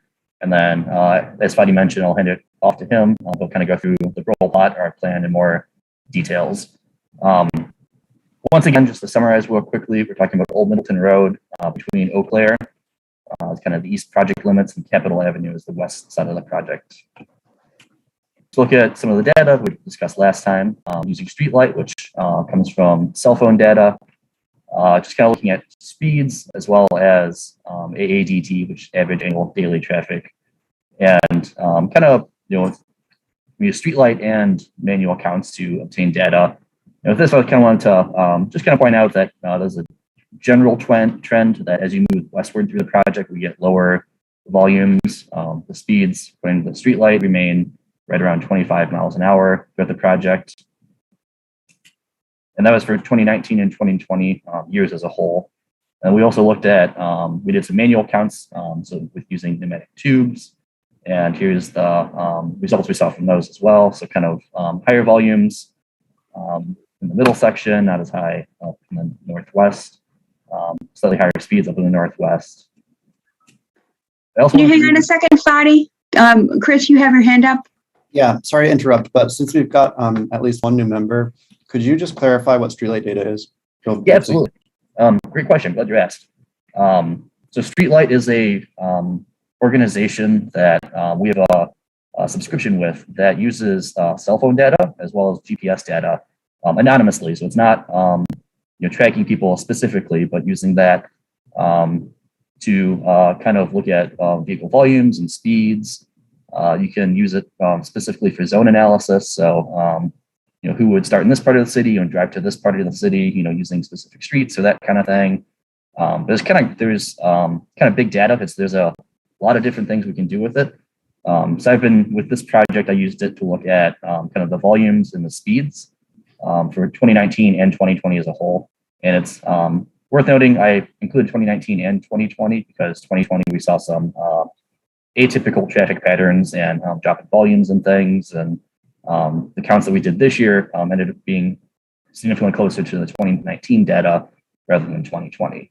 But I guess, yeah, to take a step back, Streetlight's kind of a software or a program that we can use to look at historical data based off of cell phone, individual cell phone data. I hope that kind of covered that well. If anyone has any questions, definitely feel free to interrupt, or else I might keep going for a few more slides. So this is the manual count data, and once again, The data for 2021 as a whole is not available in Streetlight yet, as we're still in 2021. So we're going to get some data from this year as well to kind of get a feel for what's happening out here and kind of the current situation. And looking at parking, as if you recall from last time, we were proposing to remove parking and implement buffered bike lanes. And I realized last time that, so I showed you this slide, but I also included how much parking is available on each block. So this is legal parking spaces that someone could park in. So I thought that might help kind of add a little level of understanding to what these numbers mean. It is worth noting that the 5200 block, there is a development that is currently being constructed on the north or the east corner, northeast corner up here, or sorry, southwest corner of the Whitney Way Old Middleton intersection. So these numbers might be a little affected by that. But as a general trend, we looked at weekday and weekend, AM and PM. And the highest parking utilization we saw was a 5000 block, the 5300 block, and the 5500 block. Northwest of Old Sauk, we didn't see the very high rates of parking, fairly sparse up there. Not a whole lot. 5400 block, 200 block. It's worth noting the 5200 block is also partially 2 hour, so it's worth taking into account as well. But that is the only 2 hour parking within the project limits. So this is the weekday AM and PM, and then looking at weekend AM and PM, which is this slide again. Kind of similar trends. We saw higher parking usage in the 5000 block, the 5300 block, and the 5500 block. None of them were quite at capacity, but you know, the 5000 block was getting close, as well as 5500 block. That's kind of the reality of parking out there right now. That's what it looks like. I'm going to walk through our cross sections real quick as well, just to refresh your memory. So this is what's currently like between Eau Claire and Whitney Way. And this is you standing at Eau Claire looking westbound. So there's the combined parking and bike lane on the south side of the road with 2 travel lanes and then a bike lane and marked bike lane on the north side of the road. We're proposing removing parking from this section and implementing buffered bike lanes. So it'd be 7-foot bike lanes on either side with 3-foot buffer and 2 10-foot travel lanes. It's worth mentioning the bike lane, that 7 feet includes the curb and gutter. So that'd actually be 5 feet of asphalt plus 2 feet of gutter. So it's not 7 feet entirely of just asphalt. Looking at our next section, this is standing at Whitney Way, kind of looking west again towards Old Sauk. So a similar cross section where we have the combined parking and bike lane on the south side of the road with a travel lane in each direction and a parking or a bike lane on the north side of the road. And we would once again be proposing removing parking and implementing a buffered bike lane on each side of the road, that being 5 feet of asphalt plus 2 feet curb and gutter, a 3-foot buffer, and 2 10-foot travel lanes. And then the last section of Old Middleton Road has a slightly different cross section or different feel, but just 2 20-foot lanes that has parking on each side, but there's no marked parking lanes, with a sidewalk on the north side in this section. And then this is what we're proposing. To remove the parking in this section and to include 2 7-foot bike lanes, 3-foot buffers. It is worth noting that in this section, there's a bridge that is narrower. It's 35 feet, I believe. So the buffers would have to go away for that one block, but the rest of the section would have the buffers. And you'll see that in just a second once Fadi pulls up the roll plot. And I did want to mention real quick, I didn't include this in our previous presentation, but looking west of Capitol Avenue, which is outside the project limits, but this is what the cross section looks like west of Capitol Avenue. So just 2 10-foot travel lanes and kind of the marked bike lanes, and that's the cross section west of Capitol Avenue. And with that, I'll pass it back to Fadi to go over the roll plot.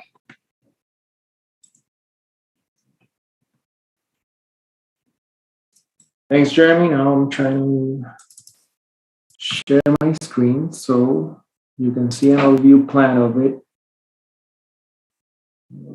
Give me 1 second. Okay.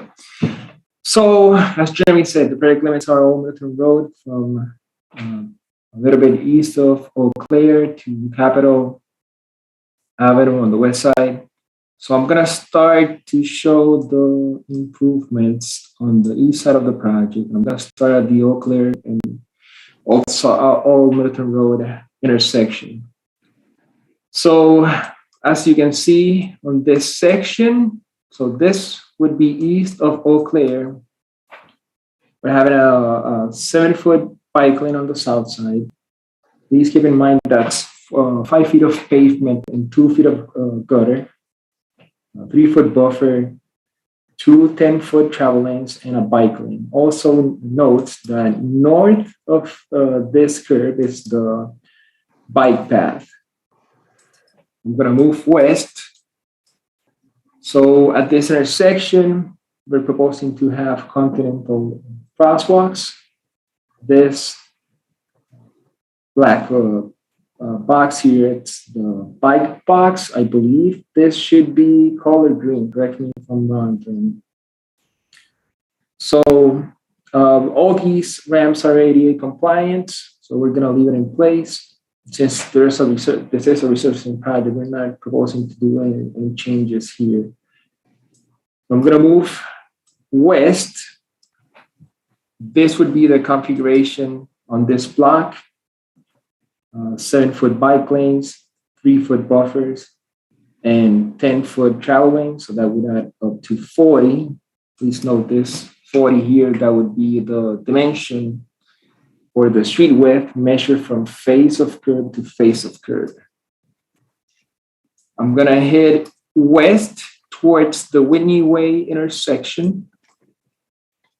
The street gets wider because we have a left turn into Whitney Way. We're on a stake here. So originally on the plan that was included with the agenda said that these are 3-foot buffers. They are not. They're gonna be 1.5 feet buffers because the street is 47 feet wide. So we're gonna have 3 10-feet travel lanes with 7 feet bike lanes and 1.5 foot buffers on each side. So I'm gonna cross Whitney. So please note the improvement here. We're having the continental crosswalks through the intersections. And at this island here, this right now doesn't have any detectable warning fields. So even though they're not shown here on this map, we're gonna include it with the final proposed improvements. Okay, so I'm gonna stop here west of the intersection, in the southwest corner of Old Middleton and Whitney. On the first Transportation Commission meeting in which this was presented, the map was considering the old curve. So that was what was being shown on that plan. But this property right now, it's being redeveloped. So the curve actually was pushed south to include a left turn pocket to get into the new development. This is representative. So this line work is accurate for how it's going to look once this development is complete. So on this section, we're proposing 2 10-feet travel lanes heading eastbound, 2 feet buffers, and a 5 feet bike lane. So basically it's gonna be 3 feet of pavement and 2 feet of gutter. On the north side of the street, heading westbound, we're gonna have a 10-foot travel lane, 2 feet buffer, and a 7 feet wide bike lane. This section in between these 2 10-foot travel lanes would be the pocket left turn to get into this driveway, as you can see here. I'm gonna move west. So after we are past this mid-block, we continue with the standard configuration of 10-foot travel lanes, 3-foot buffers, and 7 feet wide bike lanes. So that will be consistent throughout the west side. So I'm gonna stop here for a minute. So next year, there's gonna be an underpass that is basically going to extend the bike path on the east side of Craig Avenue. It's gonna cross the railroad, and eventually it's gonna be connected to Old Middleton Road at some location. I don't have the specific location yet, but where that connects, we're gonna have a crossing to Old Middleton Road. We're putting this crosswalk here now, assuming that's gonna be the connection, but that can change. Also, please note that we're proposing to have a sidewalk that's fronting the Kanakis property.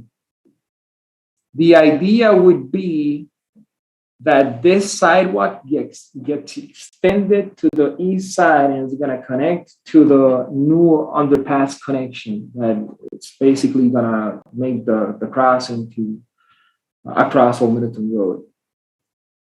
So the sidewalk would basically end here. The beginning of it is gonna be connected to a bus, a sidewalk that is that has a bus stop, basically in front of the ghetto intersection. So I hope I'm gonna go to Google for a minute. Can anybody confirm that you're seeing Google on my screen, or you're still seeing the map? We're seeing Google. You're seeing Google, okay. Yep. So basically a sidewalk is gonna stop here in front of this pole. We're anticipating that the underpass will be ending or connecting the road at some location here. The sidewalk will get installed across this property, and it's gonna get connected, gonna be extended west and connect this bus stop here and this sidewalk. That's what we're proposing. I hope you can visualize it better with Google. Okay, so at the intersection of Ghetto and Old Middleton Road, we're proposing to change the pedestrian ramps to make it ADA compliant. I'm gonna keep moving west. And again, keeping the same configuration with a 40 feet wide street. We got to Rosa Road. So basically at this intersection also, we will be taking out the ramps that do not meet ADA design standards with ADA compliant ramps. So until we get to the Old Sauk intersection. So in here, please note that we're gonna have a 7-foot bike lane. We're gonna have a 10-foot travel lane heading west. We have a 3-foot buffer. And we have some dash markings so bicyclists can get into this left turn lane for bike lanes so they can have access to Old Sauk. Heading east, we have a 10-foot travel lane, a 3-foot buffer, and a 7-foot bike lane. We're gonna, the existing median is gonna get replaced, and we're gonna install a 3-foot wide median to divide the opposite travel directions. Moving north, again, we go with the standard 40 feet face of curb dimension, 10-foot travel lanes, 3-foot buffers, and 7-foot bike lanes. At the intersection of Old Milton and Linwood, we're replacing the pedestrians, and we're making some changes to the curb to minimize the crossing distance. Basically, we're gonna have the same pattern all the way until we get to the bridge. So on the bridge, the width of the street is 35 feet. So that basically doesn't give us any space to have buffers. So on this section, we're proposing 10-foot travel lanes with 7 feet wide bike lanes. Moving north. So basically that would be on the bridge up to a point before Norman. Once we are north of Norman, we have our 40 feet wide street. And again, we have our 3-foot buffers all the way to Capitol Avenue. That basically covers the private limits. So with that said, these are our proposed improvements, and we're looking to hear the recommendation of the commission, and we will be happy to answer some questions. Okay, before we get to comments or questions for Fadi and Jeremy and Renee, we'll go to the public comment.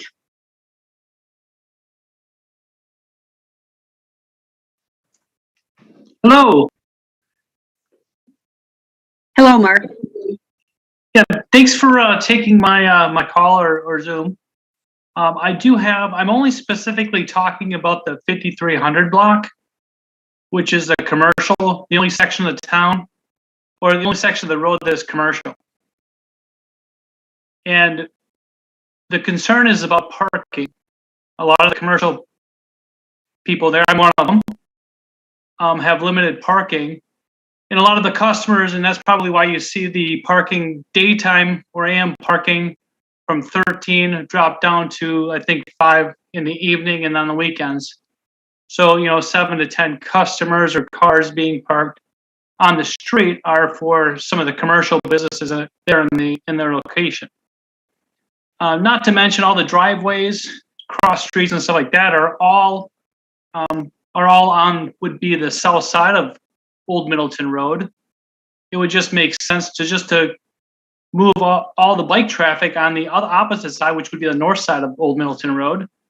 Less likely to be hit by any cars pulling on driveways or streets. And then proceed going down the Old Middleton Road before and after. So specifically the parking on 5300 block commercial is where the concern that I guess I would have. Eliminating that for commercial businesses in the area. So I guess that's what my comment or my concern would be. And I do know that other people in the area, Oakcrest Tavern be for another one, which has been there for over 50 years. They have limited parking as well. And I do know that the residential stuff, I think there is a residential building next to us that I've been going there for over 5 years every single day, knowing that parking is limited everywhere over there. So taking away the parking, I think would hurt, I think, some of the businesses in the area. I guess that's what my comment would be on that. Thank you very much. Do any of the folks on the commission have any questions for the registrant?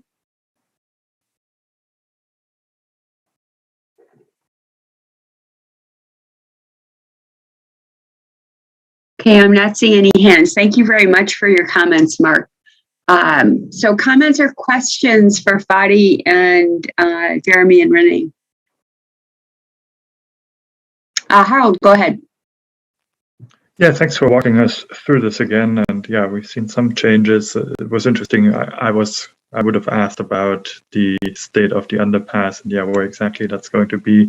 I'm really happy to see the extended sidewalks because yeah, it doesn't make sense to have the underpass if there's no sidewalk for people to connect to, and then having the Continental crosswalk for people to get across the street. I was wondering, I think right now there is a mid-block crosswalk in that commercial area, which I don't think is shown in this drawing anymore. Would be the idea to kind of replace that with the 2 crosswalks on each side of it? That would be correct, to have that one cross and have that underpass connection. That would be the idea. Okay, yeah, I do wonder if there's probably, maybe if you don't have the on-street parking anymore, that mid-block crosswalk is less crucial. But I don't know. Yeah, that might be something to think about, whether it makes sense to eliminate that. I think some people that I've talked to have pointed out that crossing there is kind of tricky because you do have lots of commercial traffic, and you come from one side and you park on one side and you want to get to the other side, then maybe you will still want that mid-block crossing. But yeah, otherwise this all looks good to me. So thanks for the update. Other comments or questions?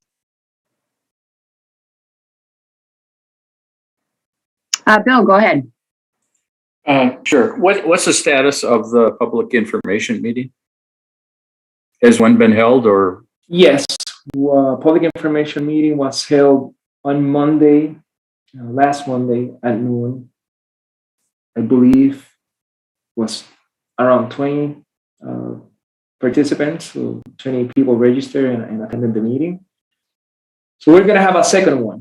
That's gonna be held on December 1st at 6 p.m. The idea would be that we would present the Transportation Commission's recommendation based on this idea and move forward. Could you give us a feel for, I mean, how many registrants were there at the meeting and what were their concerns? Or what did they like or not like? Yeah, so between 18 and 20 people showed up to the meeting. I believe most of the concern was about traffic calming features. Parking was not a big concern among the participants.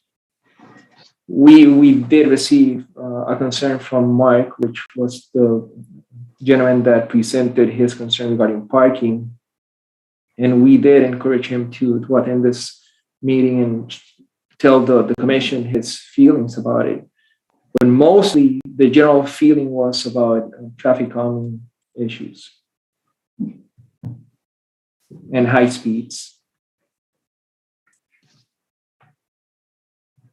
The speeds, if I saw what your street light data showed from 2020 or 2019, that was in the ballpark. I assume it's zone 25 right now, or is it 30? Currently it's 30 and we are looking at changing that to 25. Okay, all right. It seemed like, the speeds that you showed from the streetlight data was in that ballpark, that they were getting 25, so, which is encouraging. Yeah, I would just mention, I don't remember what week it was, but there was a recent crash where someone's house was hit. And so I think obviously that's at top of mind for residents. That was more on the western end. I'm sorry, Renee, you broke up. I didn't hear that. Sorry, recently, I don't remember if it was just 2 or 3 weeks ago, a crash on the western end where someone's house was hit. So definitely very top of mind. Okay, sure. Okay. Well, I voiced my concern at the initial presentation about the parking in the 5300 block, and I'm still concerned about that. What that's doing to those businesses in that area. So I'll just say I wish that we could do something besides having 7 foot with a 3 foot buffer in that area.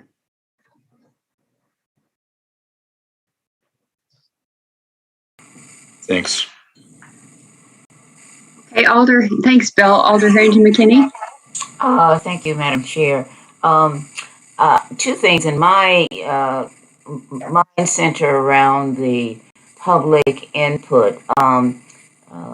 Parking and the lack of parking has always come up, and your community meeting was at noon, and your next community meeting I heard would be at 6 o'clock or in the evening. How are you? What is the plan for notifying individuals who might be impacted that these meetings are being held, and especially one at noon and then one in the evening? And I bring that up because what I've heard since I've sat here is that there are public meetings and then decisions are made and we get an influx of individuals who claim otherwise. And so as proactive as we can get, would help that conversation along. Thank you. Comments from staff with regard to the public information meetings? Yes, so this would be a different approach that we have typically used. Typically, we have just one public informational meeting and we present all the information. In this case, since the project is so big, we have businesses and we have properties, there's all over the place. There's a lot of people being impacted. We decided, and it was recommended also by the other, to have multiple meetings, different times. So the reach out was bigger. We sent out postcards to all the properties that are adjacent to the projects, indicating both meetings, both dates, and both times. Also, we're promoting these meetings via the project webpage. I believe also we're putting the meetings on Facebook. I mean, advertising the meetings on Facebook, so the reaching it's bigger. So that's the way we have approached the public informational meetings for in this case. I hope that answers the question. Yeah, did you have any follow-up, Alder Harrington McKinney? No follow-up at this time. Okay, thank you. Harold, next, go ahead. Yeah, thanks along those lines. I mean, I think it's a real good idea to have two opportunities for people to attend meetings, and then I guess also really encouraging people. I mean, both who live along the corridor, but I mean, this does have a wider impact to encourage people. I don't know, was there any consideration of doing a survey or something? And I'm not sure that might be going too far, but or at least encouraging people, like, you know, not everybody can attend the meetings, but write in, send emails either to you at staff or at the Transportation Commission to get like that, to make sure that people have an opportunity to be heard. Yes, so on the meetings, we tell all the people that showed up the important dates, including the Transportation Information Board of Public Works, Common Council public hearings. So they are aware of those dates and they are able to attend those. We also mentioned at the project webpage, we have a list of the important dates, and we encourage people to attend those. I believe that was the case with Mark, in which we encourage him to be here and tell the commission his feedback. So yeah, we promote that and we encourage that participation from people. In this case, a survey, it was extreme because it was there's a lot of properties, and because we have condos and we have it was going to get a little bit out of hand. But also we encourage people on that presentation that's given on the public informational meeting to reach out to all the staff members, so they provide us with their concerns and we address each and every one of those. Some of those we can do something about it. Some of those we're not able to because it's not that easy, or it's going to compromise other safety issues. But yeah, we respond to every single complaint or positive or negative feedback regarding the project. Great, thank you. I really appreciate that. Other comments or questions? I do have a question. Go ahead, Denise. I'll wait till everybody else is done before I ask mine. Go ahead.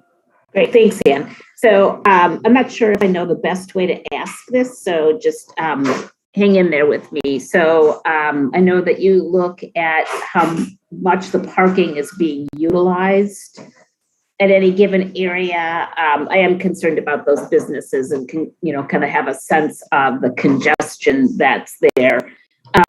So do you do an analysis of like the capacity of those businesses and then how many available parking spots there is and whether the parking matches the capacity? What's that, if that's a possible data set, what's that look like in that 100 block? All right. Who's who's gonna answer that for Denise? I guess Jeremy and I did take a little look. It's kind of, we looked primarily at the Oak Crest, and Jeremy can correct me, but I believe the capacity is 91 people, and their requirement for parking, I believe, was maybe 15 or 16 stalls, and they, I believe, had 19 stalls, so they were just over, but obviously, that's kind of what's required by the city. They had about 3 more stalls than was required. The other businesses, it's a little bit different like a car repair station, auto repair, wouldn't really have the same capacity as like a restaurant. And then there's, a smaller Russian market, a hair salon, massage therapy. Those are, and some other smaller businesses like that wouldn't kind of have that same type of capacity that you would see at that type of business. And then I'm not sure what the grocery store would have as a legal capacity. I'm not sure. Could you show us that block, please, so everybody can see what we're talking about?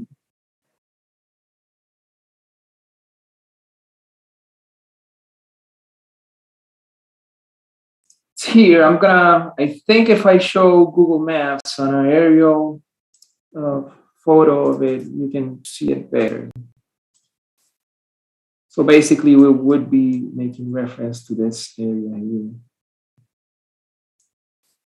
So these are the businesses that would be impacted with the parking removal.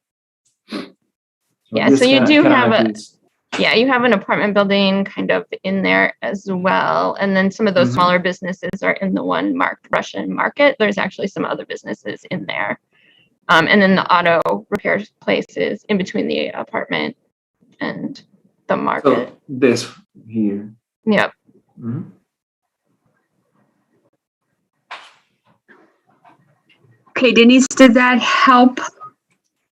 I think so. I just, having been to Oak Crest and trying to find parking on a Friday night, because their lot was full. So just kind of, I hear you, Renee, thank you. And just also then kind of looking at the reality and accessible spots, especially for some of the users who might be older or need accessible parking. So yeah, that's just a curiosity that I have if we're going to shortchange those small businesses.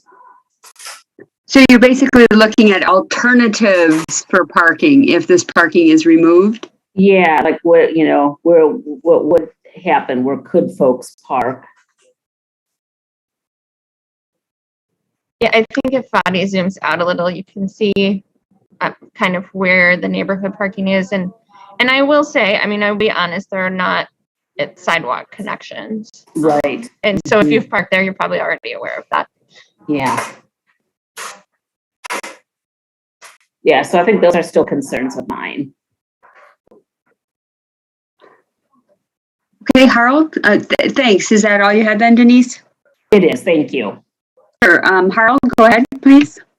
Yeah, thanks. I guess I'm getting a little bit uncomfortable with the direction this discussion is taking, where people, we haven't actually heard too many parking concerns with one exception. And even if, of course, some people will be unhappy if you change anything, but I think as Jerkovic has pointed out earlier, we have this complete and green streets efforts that really tries to prioritize the limited right of way, and that's what we're dealing with.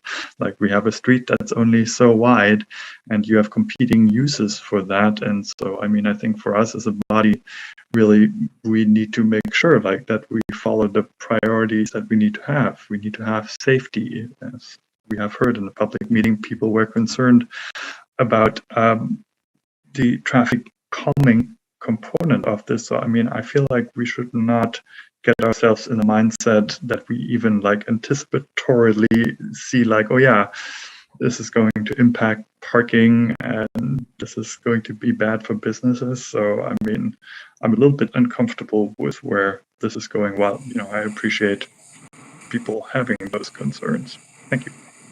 Mm-hmm. What I'm hearing, and correct me if I'm wrong, is that people are concerned that we hear people's concerns about parking, that we look at what the alternatives are, and that we understand that we may need to make a recommendation that is not going to please everybody, but that we do listen and take people's concerns into account. So, Harold, I think the listening is good and part of what we're doing. And then we'll all need to,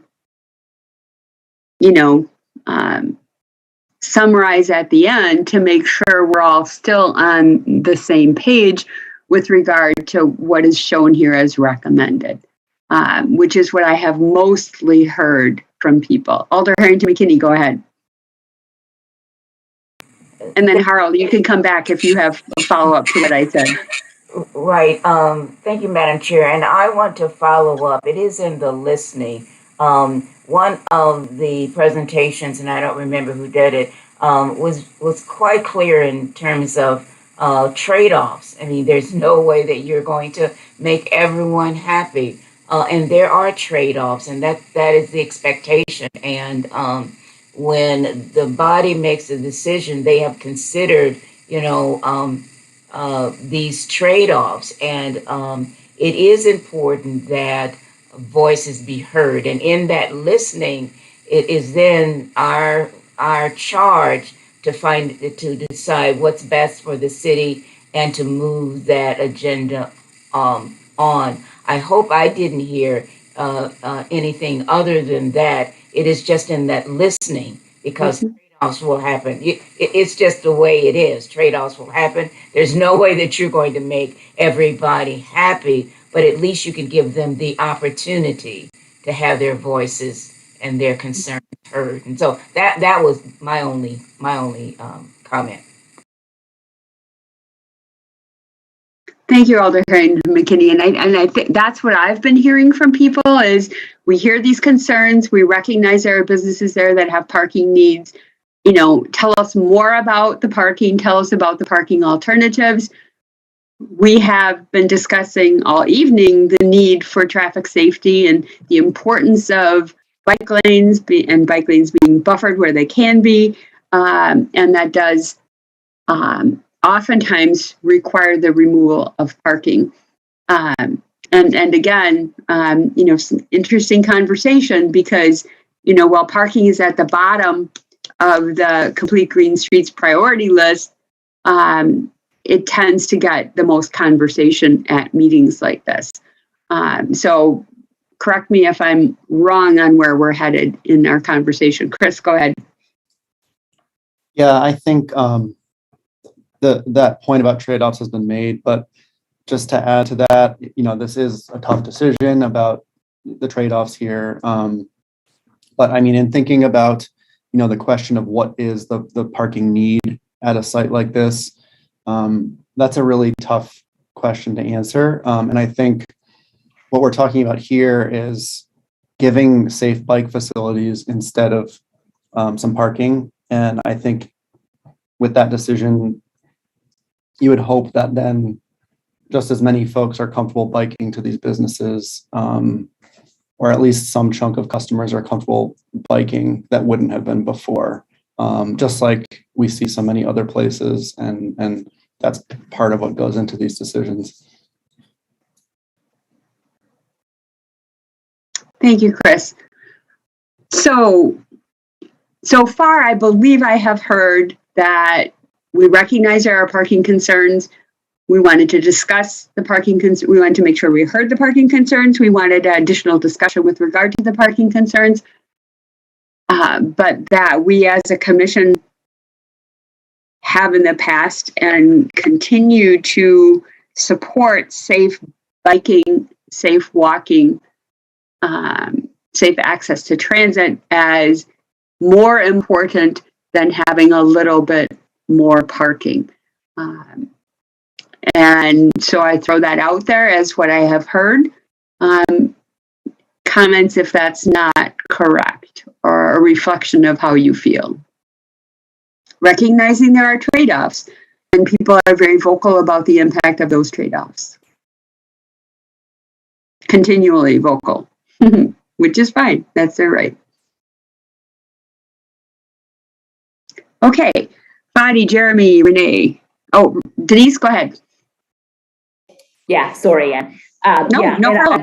And I would concur. I mean, I really believe strongly in the direction that we are taking. I think the reason that I raise it is to give voice to the folks that are raising it, but also just to have this body know that for, you know, certain groups of people with disabilities who can't walk far or who can't bike, driving is or getting a ride is their way of being able to access some of these businesses. So while I, you know, really concur with the Complete Green Streets philosophy, I think we just need to remember that we do have a population of folks who do want to be out and about in the community, but who are not bikers, who are not pedestrians, and who really physically cannot walk very far. So when there's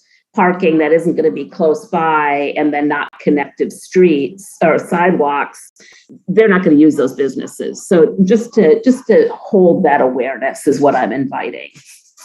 Yeah, no, very important. And it's important that we hear and gather all the information as we make these decisions. Is that all you had then, Denise? Thank you. Bill, go ahead.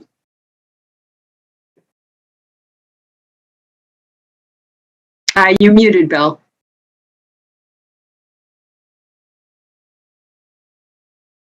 Bill, can you hear me? Stable.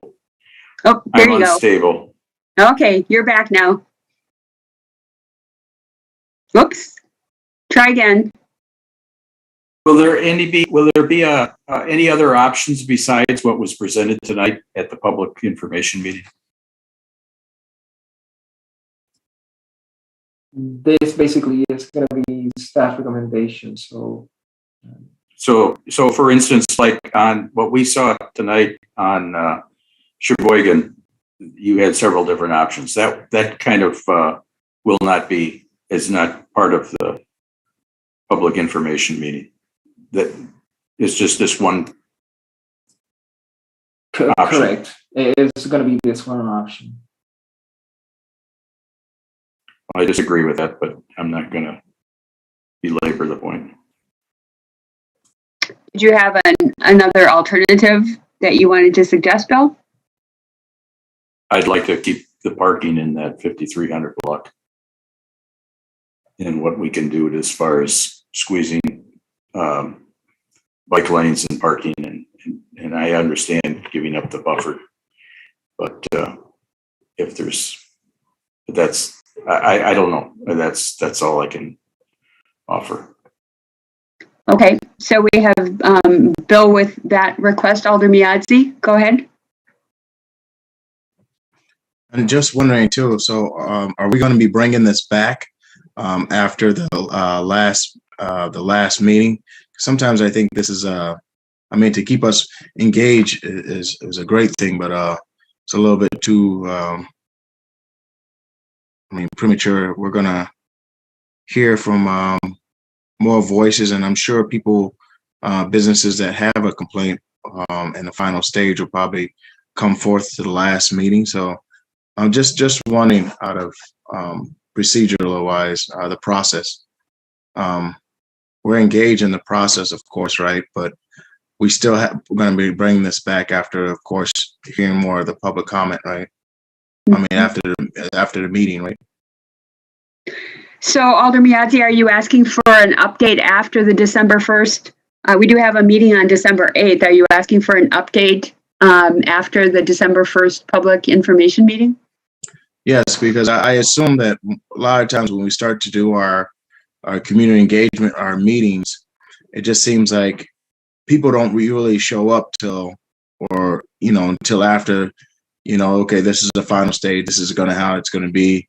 Then when you bring it forth to the committee, I think that's when a lot of people start really being more engaged. Or is that not my understanding of the process?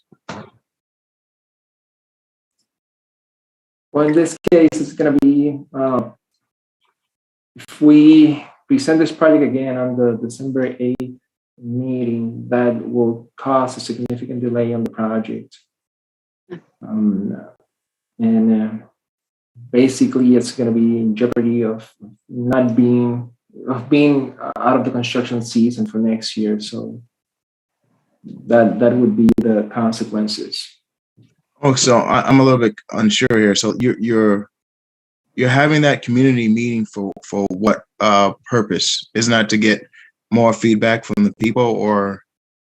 So the idea of the initial meeting was to show all the scope of work. So basically including this idea that we presented tonight, along with the improvements of underground, sidewalk,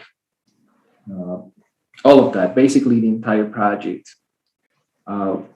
Ideally, we took that feedback and presented to this commission. So a recommendation would be made about the geometrics and pavement markings.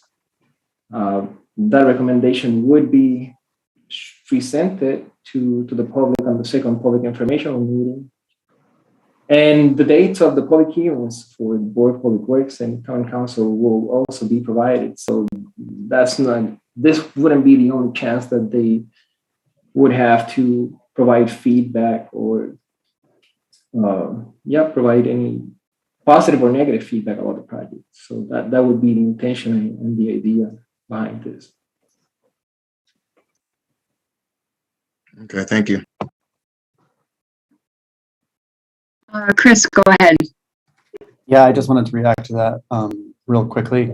I agree with Alder Miyazi's sentiment that it's unclear what that last meeting is for. I guess it is just to present the final design, which I guess could feel sort of tokenistic.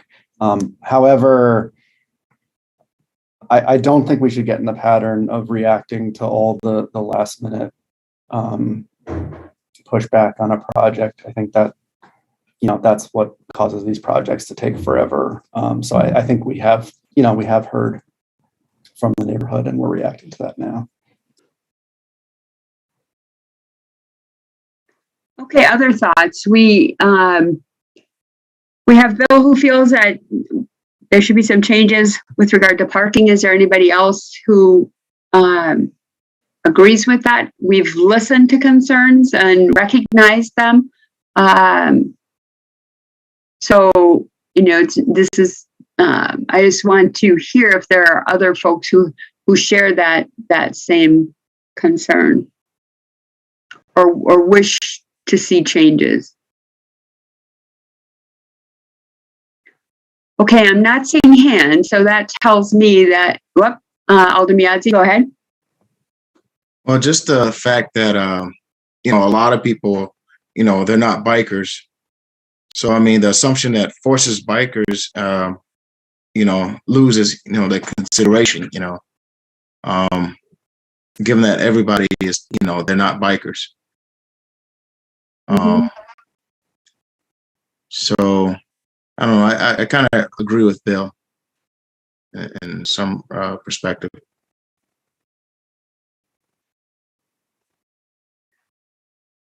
Chris, go ahead.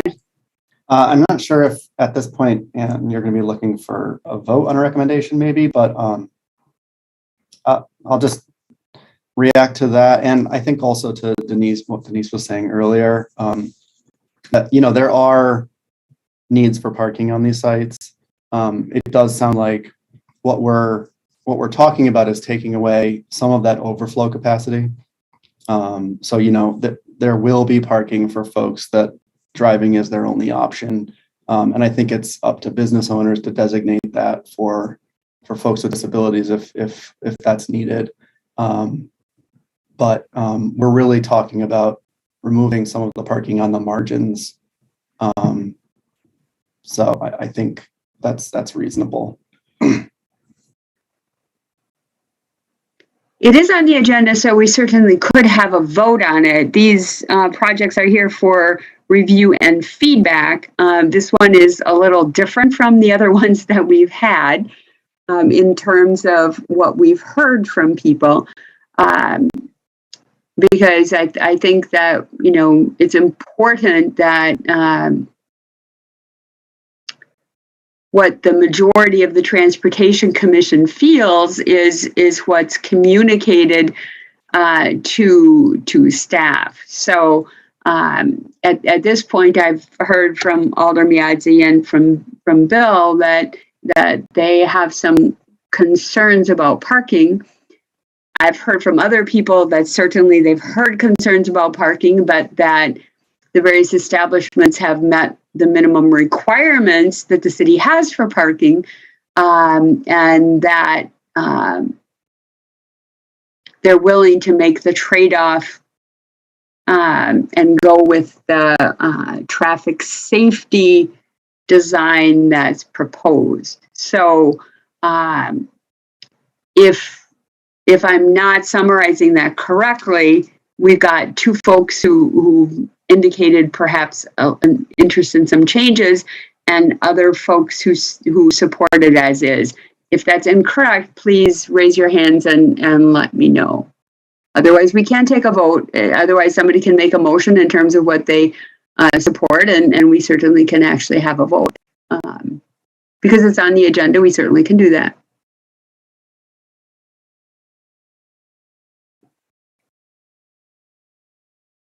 Okay, I'm not seeing any disagreement with what I said, but I don't want this to be about what I said. I want it to be about what you are feeling. So that's why I'm giving everybody an opportunity to react. So I do think it's a bit of this is my personal opinion now. I do think it's a bit of a challenge to have a public meeting if the public meeting is just to say, here's what's decided, and not really have an opportunity to listen to feedback and incorporate feedback. So I don't know, Fadi, Jeremy, Renee, if you see any issues with that. Yeah, so for example, on that public information meeting presented on Monday, so we presented that as a proposed option, looking to hear feedback from the participants that registered for the meeting. Considering that we did not actually get a lot of any negative feedback, just one negative feedback regarding our option. That's the option that we're presenting today. The idea of the second public information meeting, besides taking the recommendation from the TEC and provide it to the public, is also provide more outreach. So provide a second opportunity for people that cannot attend that first meeting, given a second chance to hear what's going on, and so they can provide feedback. They're gonna have chances. But yeah, so considering that the feedback wasn't negative on that first public information meeting, this is what we are recommending. So. Over here into McKinney, go ahead. Okay, I want to be clear what I'm hearing, and being new at the seat, and so I give preface to those who have heard this presentation before. But what I'm hearing is that the public meeting that was held at 12 noon was a decisive meeting, and the plans that are presented now are a result of that public meeting. And the meeting that's going to be your plan for 6 o'clock, does it have, and I just want to make sure I'm hearing this correctly, does it have any value or input on the decisions, or are those decisions already made? And so I'll just stop there. Are those decisions already made? So I guess we're looking for a recommendation from the commission on that option. Once we have that recommendation, we will feel confident about a design that is going to get presented to these residents again on the second public informational meeting. And again, we're going to encourage the public to attend to the Board of Public Works if you have concerns or issues about the project. So that's the idea, to provide multiple opportunities to people to let us know how they feel about it. Yeah, and if I can jump in, I mean, I think what we tried to do with the design that we have presented here as the recommendation is, you know, be in alignment with the work that the city is doing, our plans and policies, our, you know, our plans to implement our complete streets in a sort of a more nuanced way, our Vision Zero, and, you know, reflect that in the design. And then, you know, at the public meeting, that we had on Monday, reflect back what we heard, which was very heavily related to traffic calming, just sort of the overall traffic flow on the street. And then obviously there's a lot of other things with this project that we're not talking about here related to the sewers and assessments and things that people also need to know about. So this is maybe a little bit different than what we have done with having two public meetings and having one at lunchtime. Maybe then sort of your typical one public information meeting in the evening. So, you know, if that kind of feels like the wrong course, that's something that we're trying to figure out as well. But I think, you know, obviously this is a very huge project, trying to keep it moving along in the process. And I don't think removing parking ever gets easier. So just some thoughts on that as well.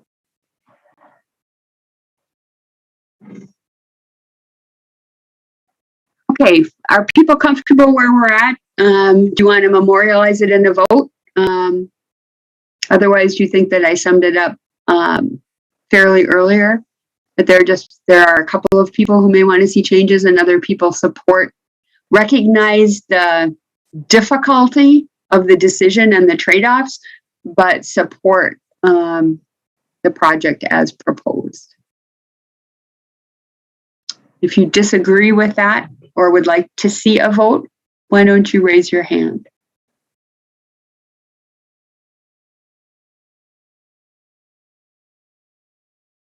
Bill? I'd like to vote, just so you know where my no is coming from. Okay, so then I would need a motion from somebody. I'll make a motion. I'm sorry. Bill, did you want to make a motion? I had both you and Chris had your hands up around the same time. Sure, I'll make a motion for a vote. Okay, but well, Chris, we need a motion as to what we're actually moving on. Do you want to let Chris go ahead and do that, Bill? Okay, Chris, go ahead. Yeah, so I would move that the commission recommend the city move forward with the design that's been laid out for us tonight. Okay, is there a second, Harold?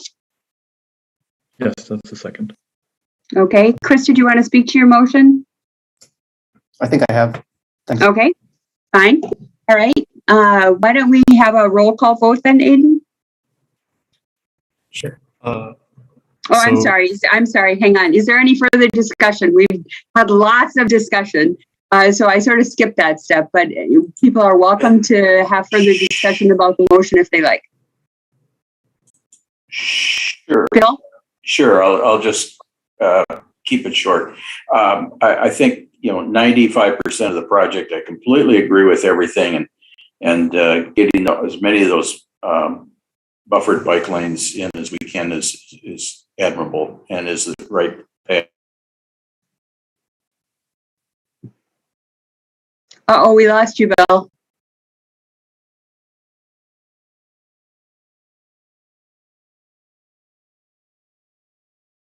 Bill, we can't hear you.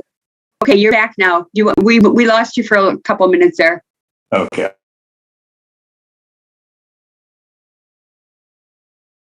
Did you want to repeat anything, or are you good?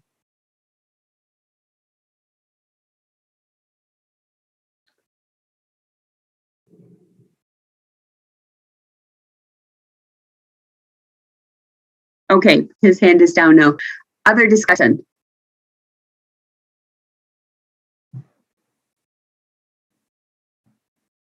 Okay, Aiden, if you want to do a roll call vote, that would be great.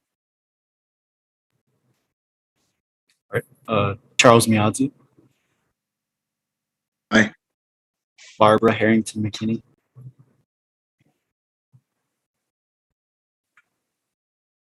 Please come back to me. Chris McCahill. Aye. Dan Denise Jess. Aye. Bill Bremer. No. Bridget Brown. Aye. Harold Clemes. Aye. Patricia Bennett.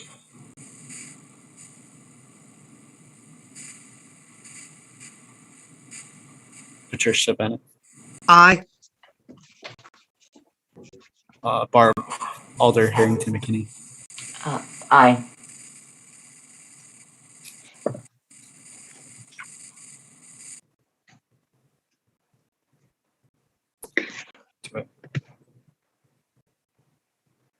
You want to recap the results, Aiden? Yeah, sure. So there's 7 ayes and 1 no. Okay. Okay, so the motion is carried. And that way Bill's concern is memorialized. And Fadi and Jeremy and Renee, you have a definitive recommendation from the Transportation Commission. Okay, anything else on Old Milton Road?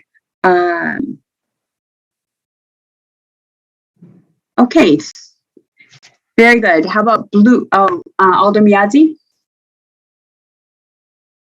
Just a quick note that in the future, I guess it's important that everybody has a meeting during the same time that a lot of people usually do. A lot of times, a lot of meetings are held in the evening, and I guess I'm really big on public engagement, right, and making sure that the word gets out and everybody's engaged.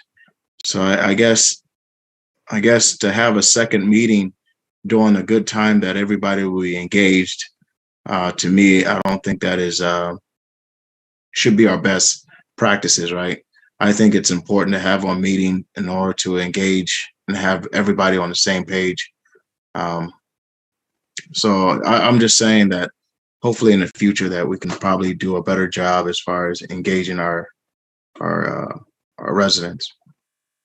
So Alder Miazzi, would you perhaps have recommended that the 2 meetings be before the Transportation Commission meeting?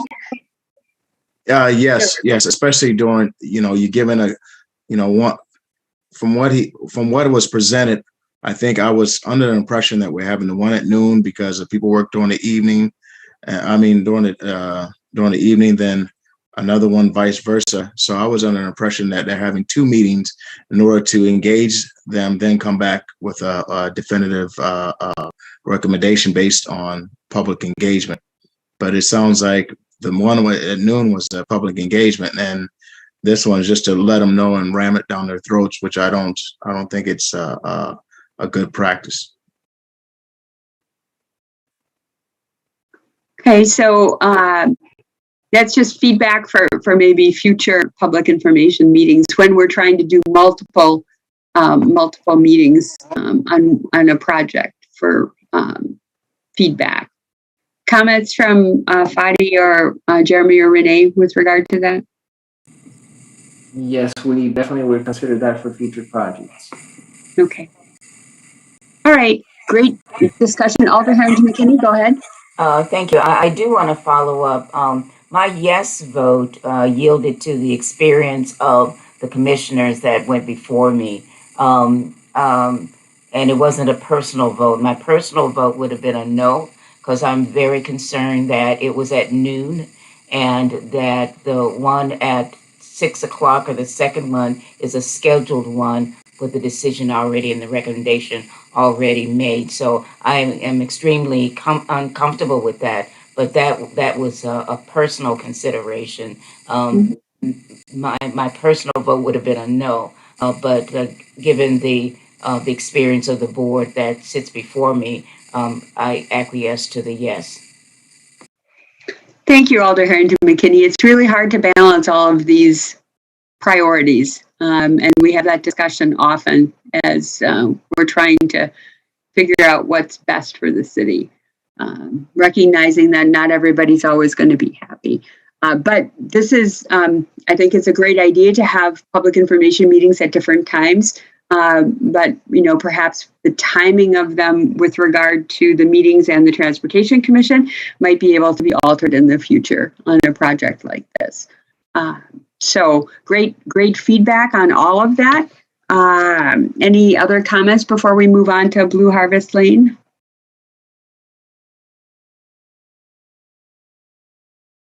Okay, thanks everybody. Who's going to do Blue Harvest Lane?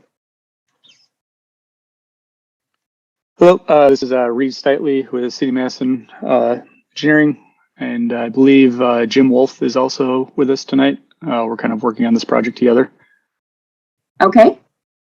I can present my video here, and I will share my screen. Bear with me for one moment, please.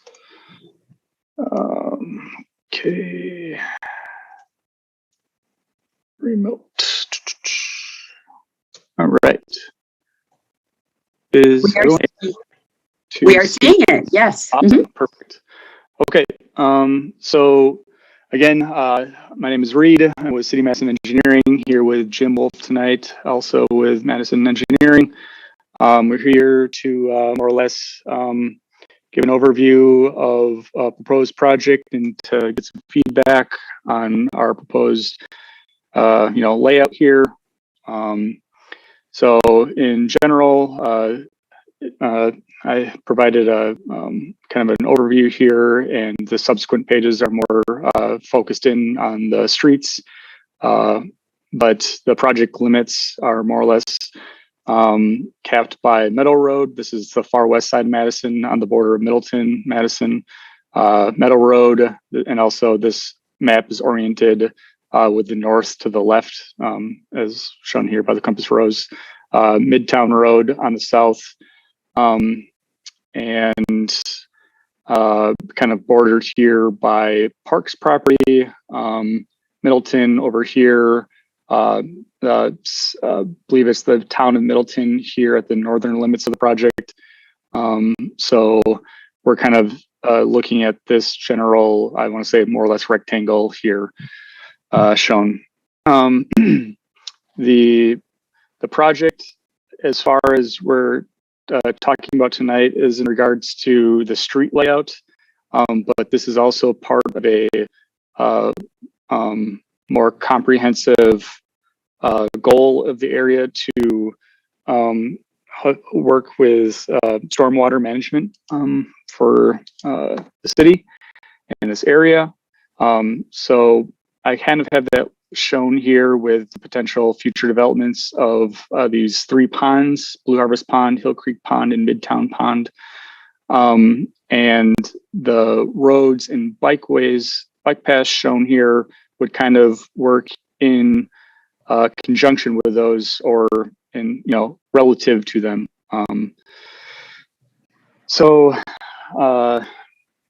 an overview of the general area here is that we would be proposing to create a new street, Blue Harvest Lane, shown here, that kind of bisects the Blue Harvest Pond and Hill Creek Pond.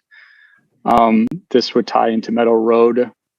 There's an existing kind of stub here for Feather Edge Drive, which we would look to extend and connect that into Blue Harvest, and also extend the existing Soaring Sky Run at that same intersection to the property line in preparation for a future development here on the north side of the project. This more or less first phase is what's being proposed for currently 2023 construction. After the construction of this pond network, I believe these first two ponds in next year, 2022. We also have shown a future park and pleasure drive. This is more of a rural cross section that would tie in with an existing stub for Treetops Drive and then add Blue Harvest. But that is not currently in the scope for the 2023 construction of Blue Harvest Lane. It would be essentially this Blue Harvest and the Feathers Edge Drive along with the Soaring Sky Run. On the next, I can, so everyone's comfortable with more or less the location of the project and the overview. The next page I have shows a little bit more detail on geometrics and widths. So for Blue Harvest Lane, which is running east to west here, is proposed 28 feet face-to-face curb and gutter with a parallel bike path along this section that would tie in to more or less this kind of key component here, which would eventually be the an intersection point between Treetops and Blue Harvest Lane.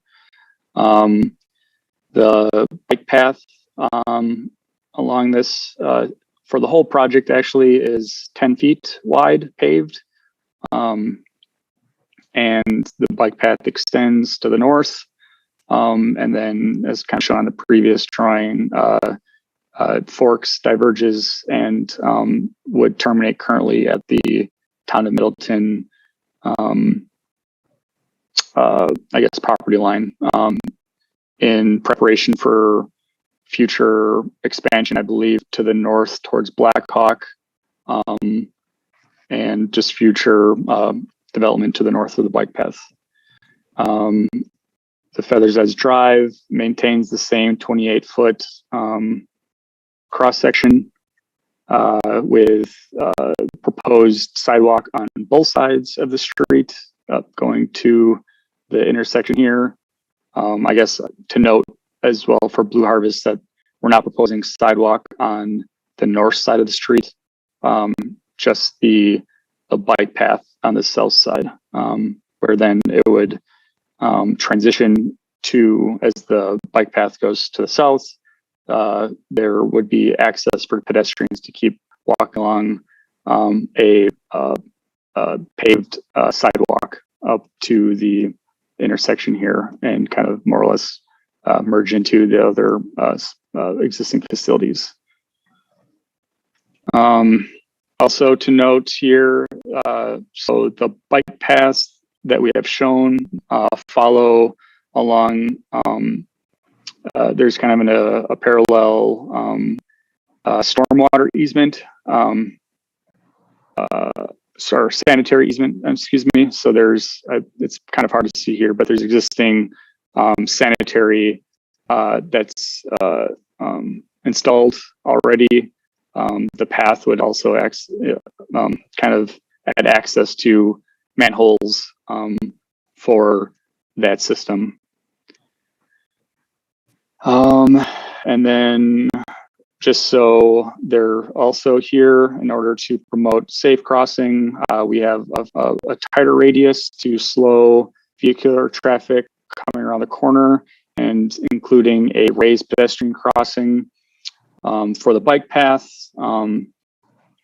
for more pronounced crossings for pedestrians going across there, and as well as this is currently shown the Treetops Drive section, which is not being planned and being constructed with this portion of the Blue Harvest Lane project. But as far as future considerations, we're currently showing this more or less as a drive apron, so like a driveway access egress onto the street. So as to promote this as the main thoroughfare, but having access for people going through the park to get onto the street here. I believe our current consideration is to pave this with our typical curb and gutter, so we wouldn't be showing a driveway section without access to anything until that project would go forth in the future. But this is more or less a conceptual layout of how that could work with the project that we're presenting here. The last page here of the PDF more or less just shows the continuation of this whole treetop section into the existing stub. Couple of considerations here. This is just we neck this down to promote a little slower speeds going through here and bringing it from this divided layout to, the 28-foot, the 24-foot no curb and gutter, more or less more rural type cross section that would run through here, including a raised pedestrian crossing at the juncture of the bike path that's adjacent to the street there, which then runs down to the south and intersects with Midtown Road.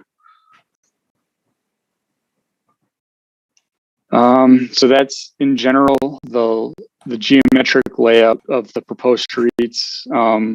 The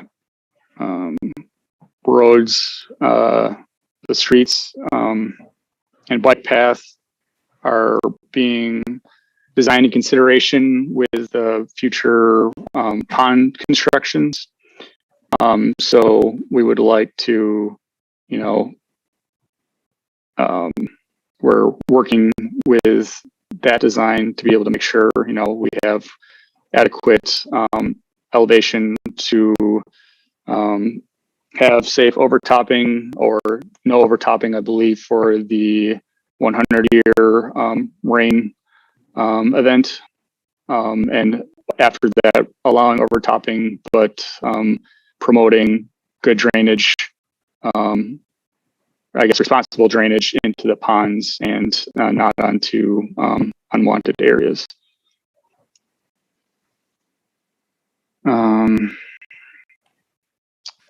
I don't know. Just a quick add. Jim, is there anything else you'd like to add? So what we're primarily looking for the commission's input on tonight is the Blue Harvest Lane and Feather Edge roadways, along with any comments on the multi-use paths. The treetops connection that Reed was showing is kind of more of a placeholder at this point, that is going through parklands, and the actual plans for that roadway would be developed kind of in coordination with parks developing a plan for their park. And just kind of determining the needs of what that roadway would ultimately be, if it would just be an access street or if they'd want it to serve a parking lot or something like that too. So that would include the potential raised crossing and sidewalks along there too, that at this moment it'd just be construction of the multi-use paths through the area. Thank you for that clarification, Jim. Comments from commissioners or questions? Harold, go ahead. Yeah, thanks for presenting this. And so I guess I'm thinking bigger picture. I mean, this is just the kind of development at the very edge of town. So I think the bike path ends at the town of Middleton boundary. And so I guess I'm just wondering, what's the vision going forward there, especially since we as a city guess, have limited control over that. And I think in the past, the town of Middleton has maybe not been as interested in bike facilities. Sure. Jim, this is from our, I believe, the PAM that was held previously. And if you want to, does this help explain? Yeah, so the neighborhood plan out in that area does show the path extending kind of to the north. I think that's that dark reddish, brownish line. And I believe the properties that are currently Town of Middleton properties on the north limits of our project here will eventually come into the city of Madison. That I think the east side of Meadow Road or east side of Pioneer Road is kind of how that all builds out in terms of city annexations and things out there. So we would have control to at least get the path up through Valley View Road at a bare minimum. And then eventually to the south, this would extend down to County Highway PD. I think we would control that as well. Okay, yeah, thanks. That's helpful. And this maybe leads into my other question, because I mean, both Meadow Road and Midtown Road currently, if I'm not mistaken, are like, 2-lane rural roads, no curb and gutter, no sidewalks, no anything. Is that going to change in the near future or mid to near future? As things continue to develop in this area, they probably would. You can kind of see on the aerial that there have been some developments in the area. It's a little bit slower than if you just go a little bit east of here. So I guess that's probably up to people selling properties and building things out. But those in the not too distant future will probably get built out to a little bit more complete urban section. Okay, and then the final question or comment, so along Blue Harvest Lane on what I guess is the, like where you're not going to build a sidewalk or where there's only going to be the bike or multi-use path on one side. Is there, I guess on the other side, there's not going to be any development, so that's the reason why you propose to not have a sidewalk on that side, because that's where the storm pond is.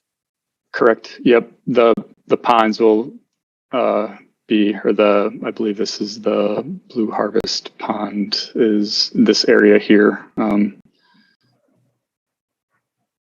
Okay. And we don't really have sidewalk on Meadow Road over here. So right now it's more or less junction with bike path to the street. Okay, thanks. That's all I had. Hey, thanks, Harold. Any other comments or questions or feedback?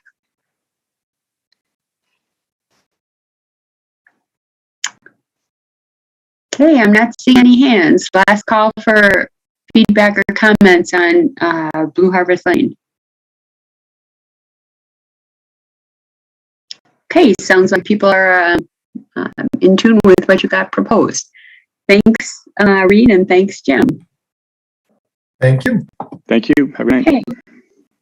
You too. Why don't we move on to Commercial Avenue resurfacing? So who will be doing that? I'll take that one. This is Tom. Hi, Tom. Moore. Hi. Good to see everyone again.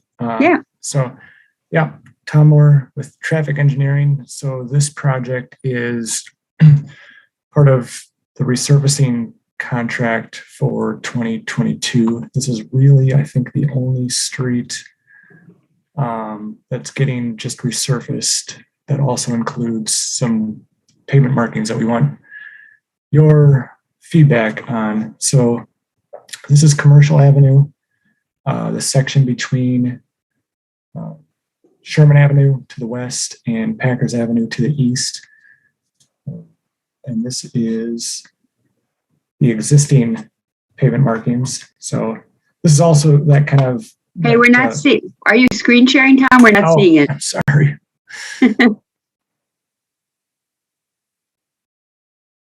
Oh, no.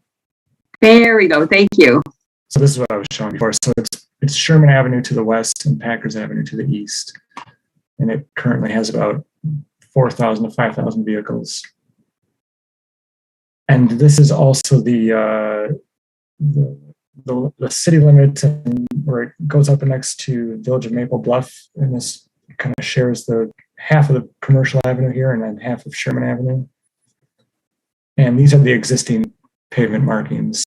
So there are bike lanes on both sides and parking on the north side.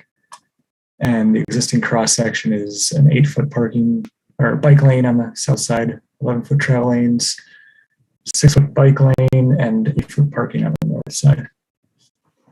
And that continues through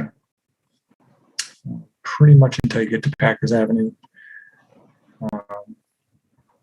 There's not a lot in this area as far as driveways and businesses and things like that, but we do have the width for parking on the one side. So our proposal would be this cross section, which is buffered bike lanes, 7-foot bike lane on the south side with a 2-foot buffer, 10-foot travel lanes, and then again a 2-foot buffer on the north side, and keeping that parking. I just include the bike map just to show that this is kind of a one of the few east-west connections across Packers Avenue. So it's about a half a mile north to Aberg, and then it's about a mile further south down by First Street and Johnson Street. So really that's about it. Probably not as controversial as some of the other topics, but just looking for your feedback. Okay, comments on the proposed pavement markings? Harold, go ahead. Yeah, any consideration of maybe moving a little bit of the width from the south side to the north side? I mean, 5+2 adjacent to an 8-foot parking lane, allowing people, and I'm assuming this is not a heavily used parking lane, but just, creating a little bit more space between parked cars and potentially opening doors and a buffered bike lane, whereas on the other side you only have the curb. So, maybe doing 6+2 and giving that 1 foot to the other side or something like that. Yeah, we could do that. And you're right, the parking out here is very, it's just not really used. There's really nothing on the north. This is a ice arena here that I know they have hockey games and things like that. So there might be some bigger events where people use the on-street parking, but yeah, we could definitely take that down to a 6-foot bike lane with a 2-foot buffer to get an extra foot on the north side. Okay, thanks. Other thoughts about that change or other comments? Chris? Yeah, not much else to add. So thanks, Tom, for hanging around for, like you said, not very controversial. I'm just wondering about that. I noticed on Milwaukee, where everything was recently pushed to one side, like we're talking about now, folks are taking a little bit of time to get used to that and still wanting to gravitate towards the center of the road. Are you watching how projects like this or how people are reacting to projects like that? Yeah, we're always kind of keeping an eye on new things like that. Yeah, I don't think this is going to be as dramatic as Milwaukee Street is. And I know, when you get down, start to get down around 10-foot travel lanes, people can, some of the more worried drivers will drive right on the right lane line. I think we saw we're seeing some of that, but yeah. Well, like you said, probably not as big of a deal here, and it's been a long night, so it looks good. Thanks. Thanks. Okay, other comments? We used up a lot of our comment energy on Old Middleton Road, I think. Other comments? Alder Miadzi, go ahead. Are you muted, Alder Miadzi? Oh, There you yeah. Okay, I was just wondering, are there going to be more adjustments made given when the BRT come into play here? Or? We don't, as far as the pavement markings, I don't think so. We would Justin might be able to help out here, Tom. Yeah, we, at least in our current plans, we don't expect this section of Commercial Avenue to be to have BRT service. And actually, in our current plans, we don't have even bus service on these blocks. So the bus service is on Sherman and Packers. So obviously, could change through the network redesign as we go through the final iterations of that. But at least as of now, we don't anticipate bus service on this particular block. Okay, given that it might change, there's no, there's nothing that you guys, I don't know, to make a move like this without possible, I don't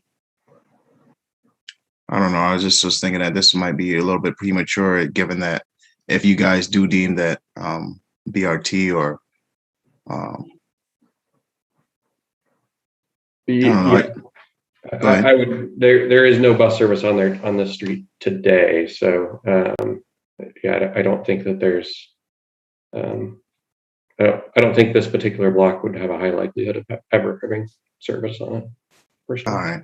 All right, thanks. Tom, let me just say, Alder Miazzi, Tom, these are just pavement markings as well, so they could be changed. Correct? Right. Yep. So that's kind of like Milwaukee Street. It had pavement markings, and we removed them and changed everything up without doing any sort of pavement resurfacing or anything. So yeah, if something needed to change in the future, it could. Mm-hmm. All right. Thank you. Mm-hmm. Other comments?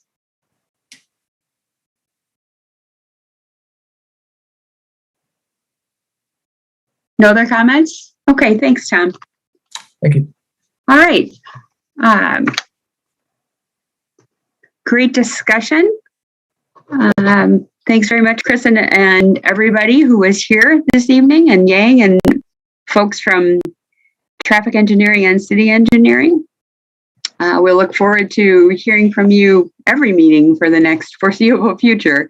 Next on the agenda is our quarterly updates from Metro Traffic Engineering and Parking. And seeing as how we're at 8:12, I don't want to rush anybody, but hopefully we can have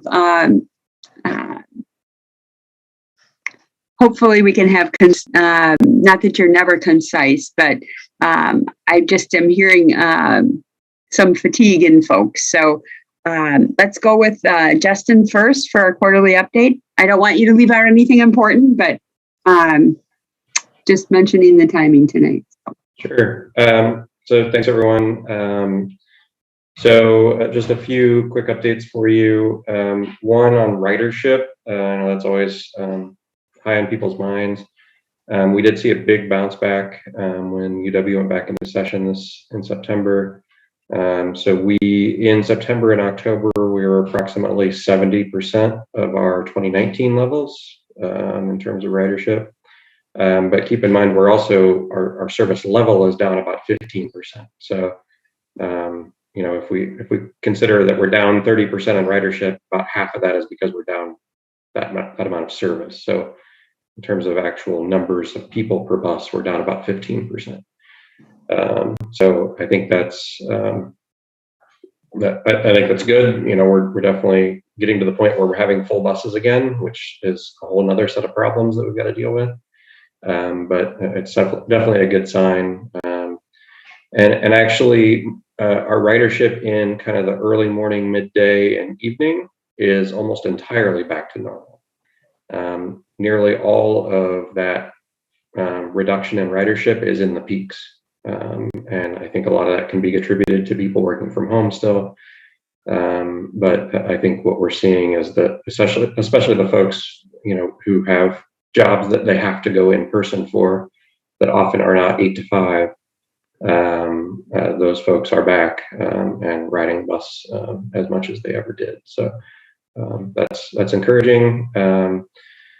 I think, and then so the next piece is, when are we going back to 100% of our service level? And that is all driven by staffing. As you know, we've continued to have staffing issues, as you know, in the national news. I'm sure you've seen it's an issue everywhere right now. We are starting to make some headway, and we're averaging about 4 new people a month over these last several months, but we're losing 1 or 2 a month. So we're making progress, but it's maybe 2 people a month net, and so by that measure, it's going to take us a while to make up the ground of 30 people we're down. So, but I still hope to be in a position by this time, certainly by next summer, or certainly this time next year, to be kind of back to a full staffing level, and we can start having those discussions around how to roll the remainder of our service back out. So, I'm sure many of you saw, and obviously the alders here were very involved in the discussion around BRT and State Street through the budget process.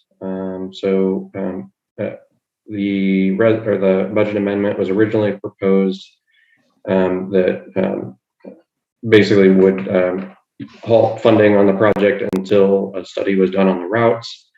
Ultimately, that was changed by the sponsors to be an analysis of some alternate station locations, but not necessarily holding it to funding.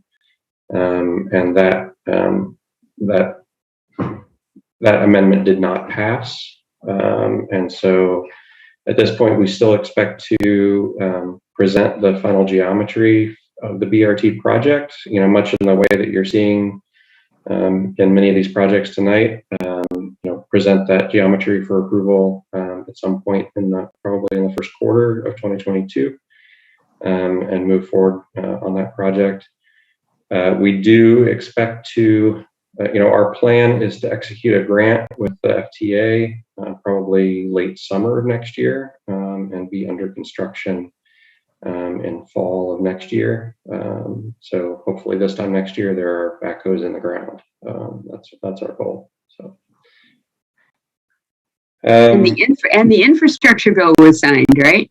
Yes, that was my next thing. So the Infrastructure and Jobs Act was signed, as I'm sure most of you are aware.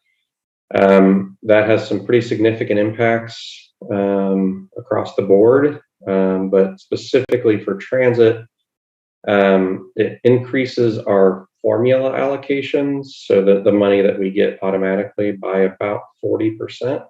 And we typically get around 12 million or so a year. So that might add $4 or $5 million a year in grant funds that we get.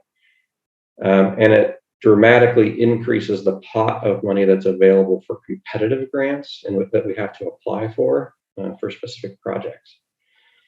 I want to emphasize, though, that none of this money is operational dollars. This is all capital. And so none of this means we can start running more bus service on weekends or anything like that, which we desperately want to do. But this is all really focused on capital improvements. And so you'll probably see more activity from us on grant applications and project management, staffing, things like that, because there's going to be a lot of money out there, and we're going to be, I think, very competitive on a lot of these grants. But that's a lot of dollars to spend in a short amount of time, and trying to get these projects assembled and manage them properly and apply for these grants is a big administrative load on staff. So we're trying to position ourselves as best we can, and I do expect to be successful with a lot of them. But just so you know, there'll be a lot of a flurry of activity in terms of resolutions to authorize grant applications, and potentially some contract staff for project management responsibilities. At this point, we're not, we're largely trying to secure additional funding for the projects we already have planned, and maybe just accelerate them to coincide with some of this funding availability. But once we've kind of exhausted that well, we'll, there may still be additional funding and opportunities to pursue new projects that we haven't necessarily, envisioned yet. So with that, I will pass the baton unless there's any questions. Well, thanks, Justin. A lot going on. We've been watching it in all the meetings. Comments or questions? Harold? Yeah, I'll try to keep it brief. Thanks for the updates. I'm wondering, like, as you have said, like where, and this seems to be something that is seen in other transit systems as well, the shift away from peak ridership to like a more distributed way of when people ride, weekend riders, evening riders. As you said, a lot of people who take the bus might not work traditional 9-to-5 jobs. I guess I would just, this is maybe like also for the members who are on the Transportation Policy and Planning Board. I mean, I know this came up in the context of the network redesign study where there was some desire like, well, do we want to extend evening and weekend service, but then of course that's at the cost of possible other service. But so just, I guess, encouraging everybody to take this potential shift in ridership, and who knows if it's going to stay like this forever, but I think there's maybe some signs that it is, to take that into account when we think about how do we distribute our service hours. Thanks. And I actually have one quick comment on that, if I may. Sure, go ahead. So what we're planning to do through the network redesign is kind of keep a peak hour budget set aside. So we don't know how much the peak is going to come back, but we know that the peak will likely exceed, the number of buses we have out all day. And so rather than trying to schedule the peak and, by default adding all these buses in the peak where we're not sure how many of them will come back, we're planning to just set aside about 5% of our budget to dispatch extra buses kind of on an as needed basis to respond to the actual demand on the ground. If that demand doesn't materialize in the peak and that we see this shift kind of be permanent, then we can reallocate those hours into better night and weekend service. And we not necessarily have to take anything away from the peak. So that's our general strategy at this point. Thank you. Other comments or questions for Justin? Please don't be shy just because I said it was getting late. It's important if you have questions, so go for it. Okay, thanks much, Justin. A lot going on. Next, Yang. Okay, good evening, everyone. So thank you again. Apologize in advance if I'm a bit distracted. So I just got a call from a senior friend who's leaving alone and couldn't hear anything. So I called back a few times. I couldn't connect.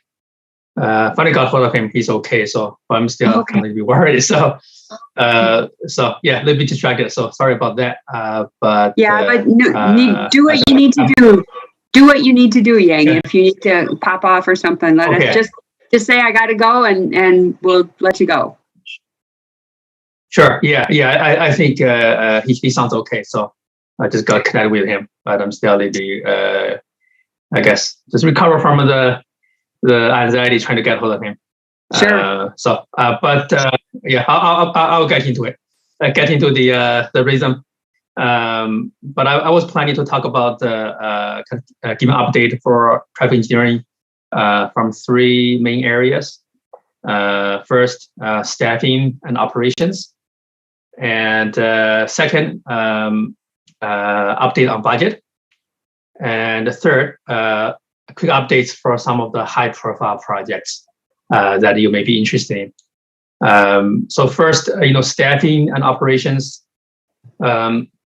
Starting from September, we made some significant changes on teleworking agreements.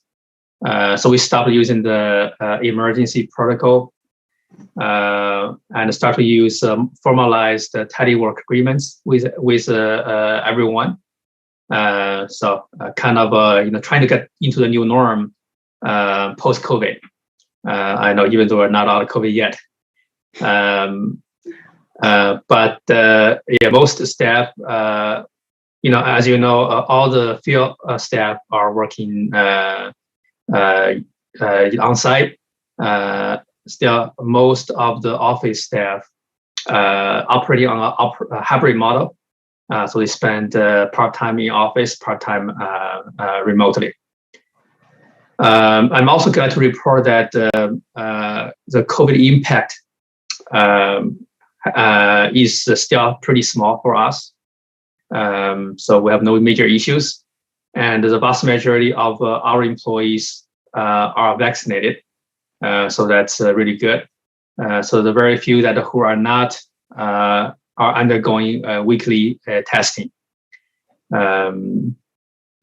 So right now I think it's from that perspective, from a teleworking productivity and COVID impact, it works pretty well.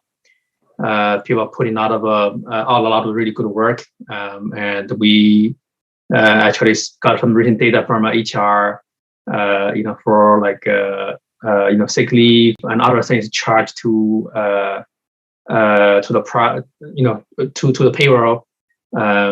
Lucky that we don't see a big influence, even though with some sickness and the impact of COVID. However, we do have a couple of vacancies that's coming up recently.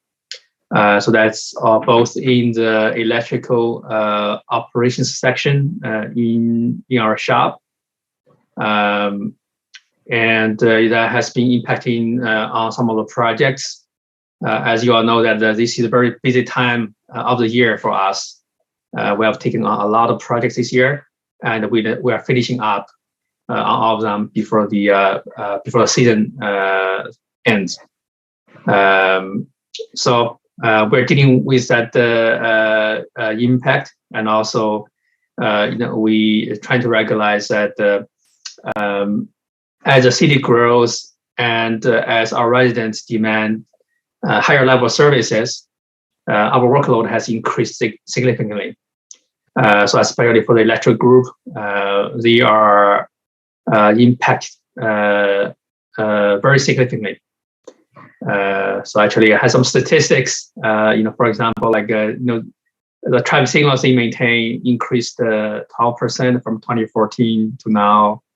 Streetlights increased 10%, but other things like RFVs increased by 400%, actually 480%, and speed boards 330%, traffic cameras 300%. And digger hotline locates that we had to respond to, with no conditions, increased to 50% in recent years. And they are also responsible for maintaining the rapidly growing network of fiber communication network devices that the city owns, and also for the marketing network. So definitely. They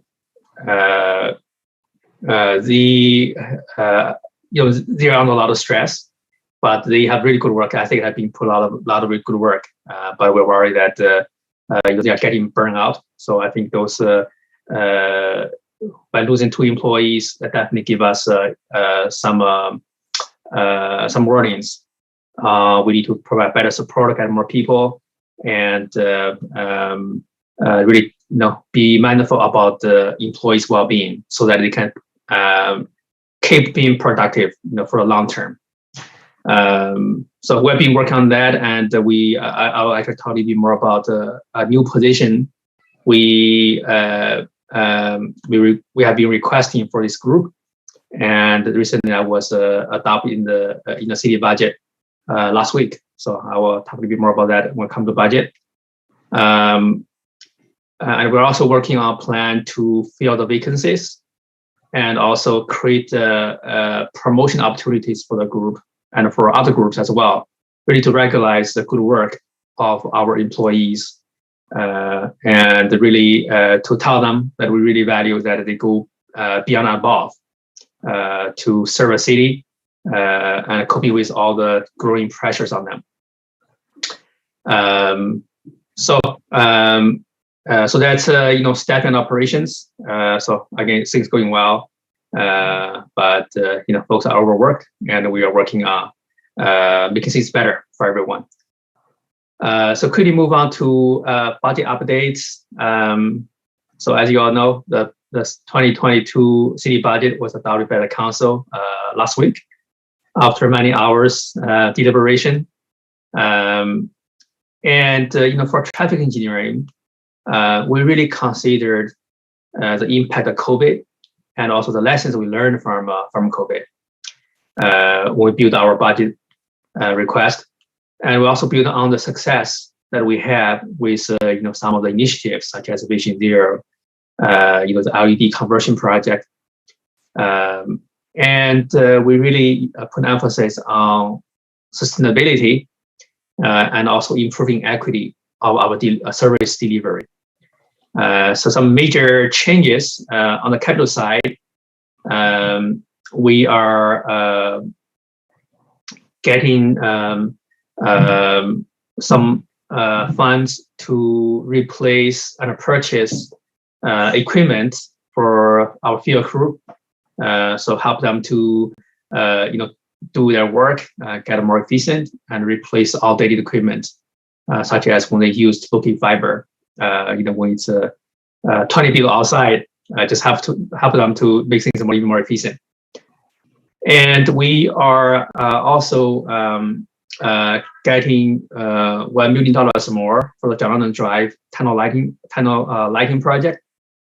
So initially we had $1 million, and that was increased to $2 million as we work on the project. The scope increased to include enhancements to the ventilation system in the tunnel, so that we don't have to come back do them later. Just get all the problems addressed at once. And thanks to the Commission and the TPPB, we got a new program called Safe Streets Medicine that combined many different programs into one. So that's officially that was approved by the council, and the budget for it was adopted by the council last week as well. So we're getting a little bit over $2 million next year to for all those combined programs, including Vision Zero, and also including $500,000 in 2022 and $500,000 in 2023 for bicycle enhancements in the East Madison, kind of going along with the BRT project. Finally, the 2020 is Plenty program is adopted as well. So we did a phase 1 project, as you know, and had received some really good feedback. And for the phase 2, we're going to cover the rest of the city. So we're getting a little bit over $600,000 to do it next year. So those are capital highlights. And on the operating side, we proposed some reductions to help with the city budget. Some really positive things is the energy saving and savings in electricity cost from our LED conversion project. Next year, we are looking at save $120,000 in electricity alone because of the LED conversion on the streetlights. And another major thing is that we're going to keep one of the positions open in the radio shop for next year, trying to see how can we maybe make do without the position and make decisions on that after years experience on that. We also had a supplemental request approved, which is a new position for us. Actually, that's for the electrical operations section that I just mentioned. And this is a supervisor position, kind of to correlate the field work and also improve equity in our service delivery. So that's all good news. So those are the kind of the budget highlights. And finally, I want to just really quickly some highlights on a few high-profile projects. So first, the Vision Year. For Vision Year, we have been making a lot of progress on the public engagement through the Let's Talk Streets project. So it's a collaboration between Vision Year and the company Green Streets.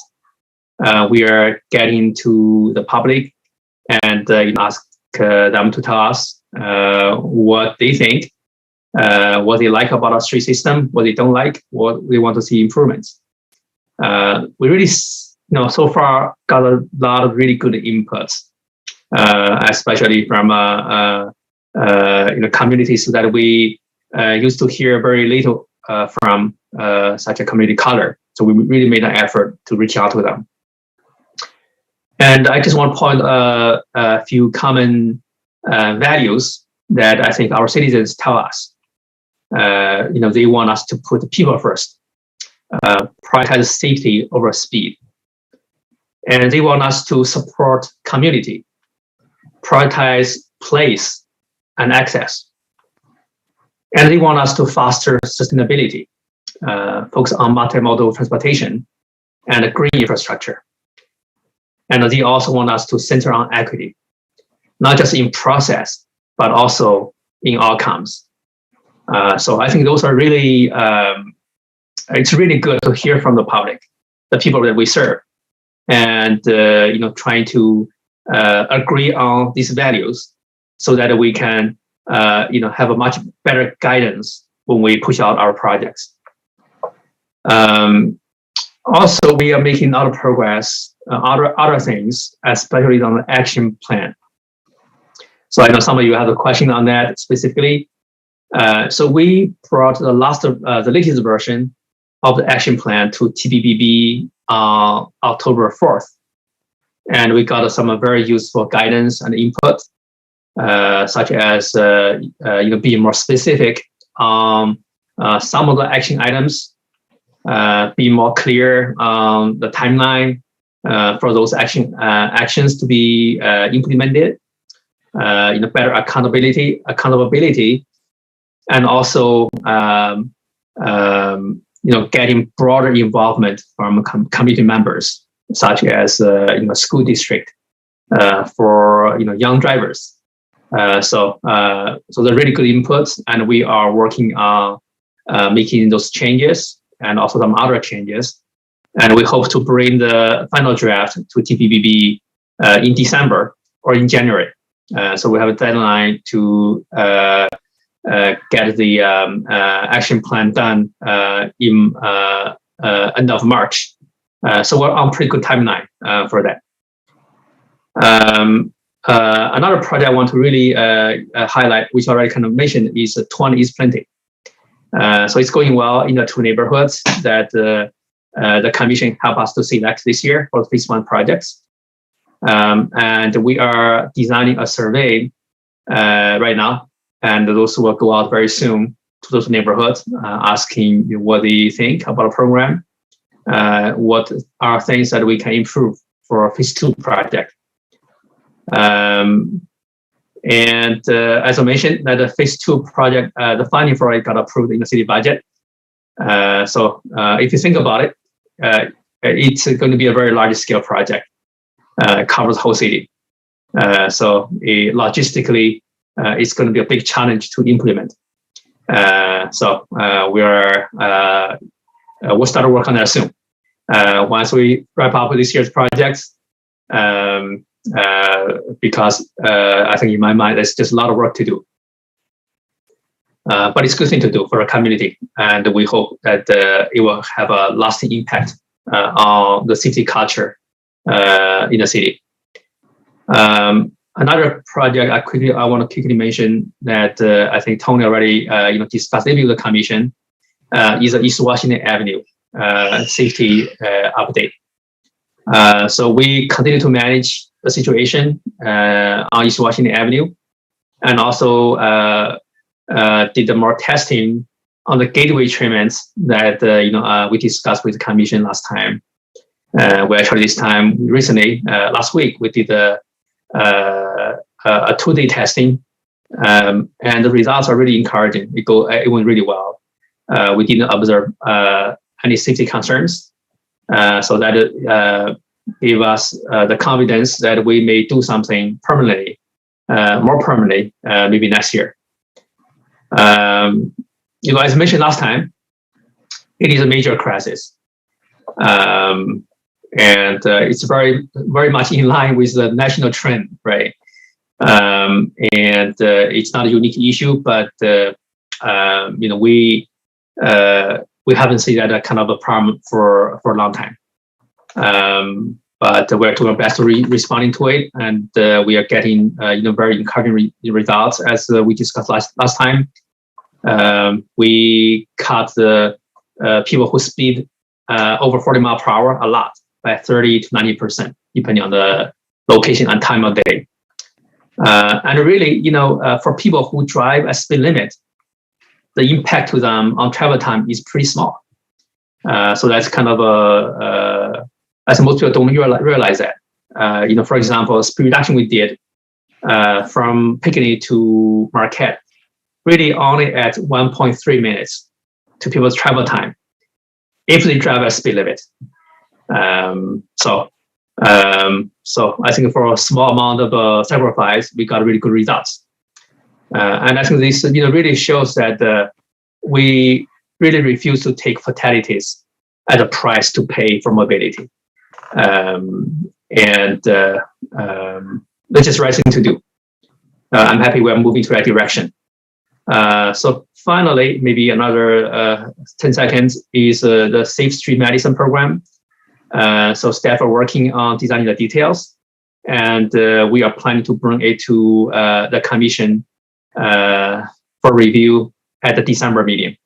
Also along with a preliminary project list, so that you can have an idea that how this process applies to different projects.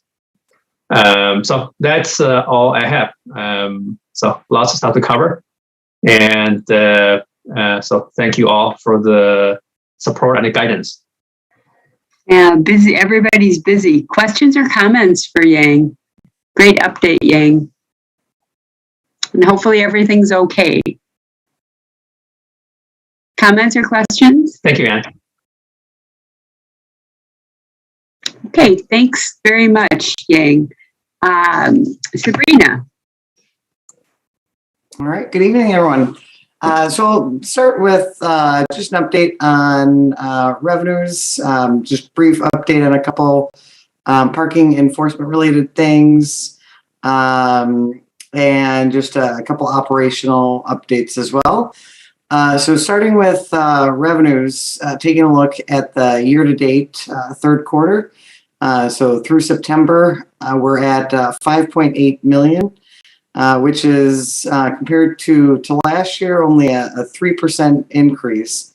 However, January through mid-March revenues last year were reflective of the pre-COVID revenues. So that 3% increase year to date actually does show some significant recovery, which is good news. Looking at a 3-year average and month by month, looking at the pre-COVID revenues and taking a look at 2021, basically remained from summer of 2020 through about February of this year, pretty flat in terms of not seeing a whole lot of recovery.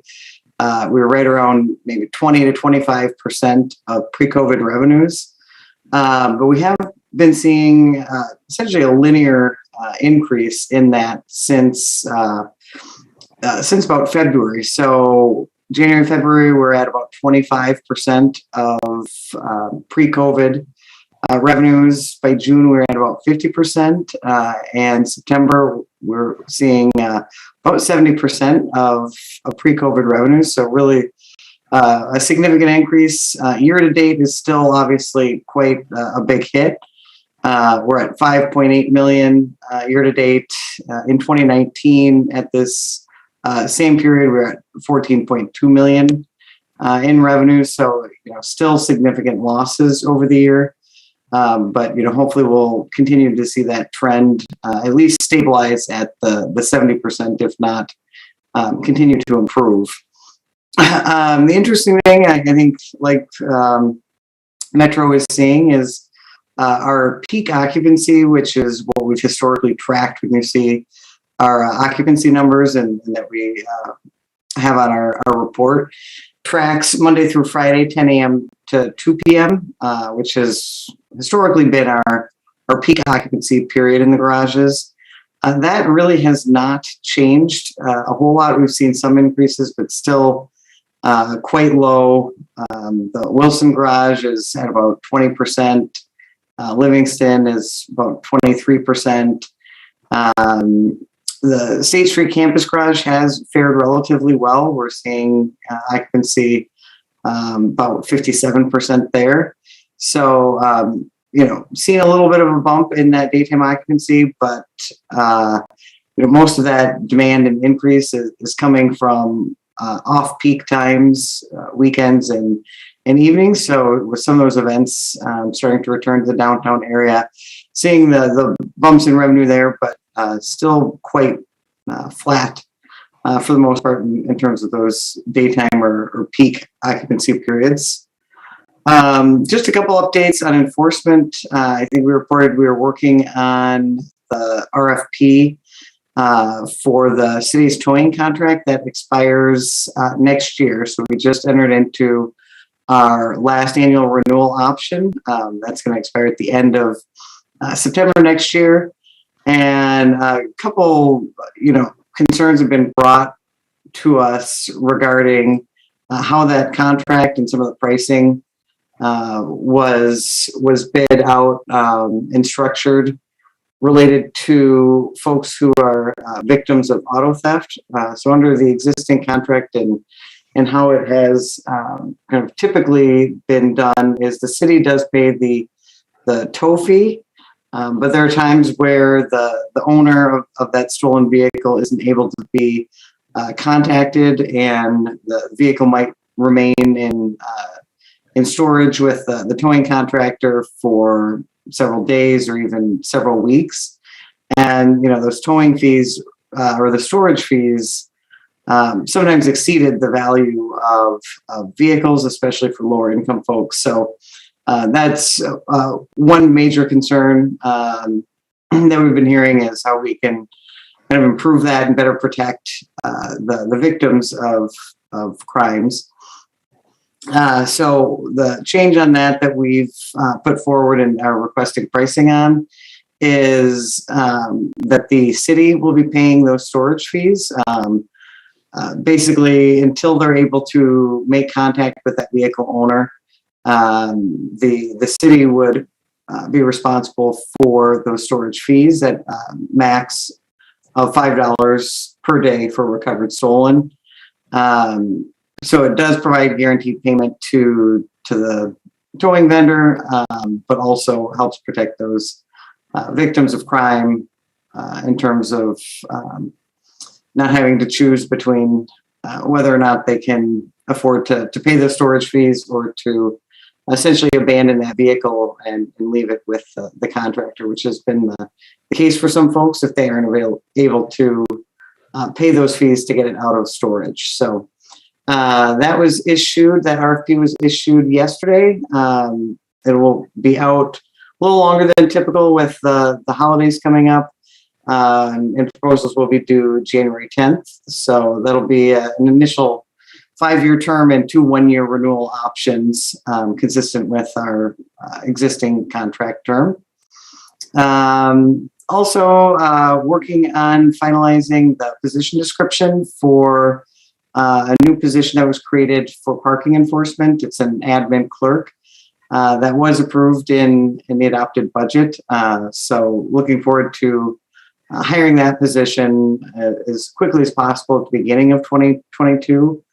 And that position will be able to take on a significant amount of some of the administrative workload through that transition process, setting up our new time system accounts and other tasks that position will be doing on a regular basis.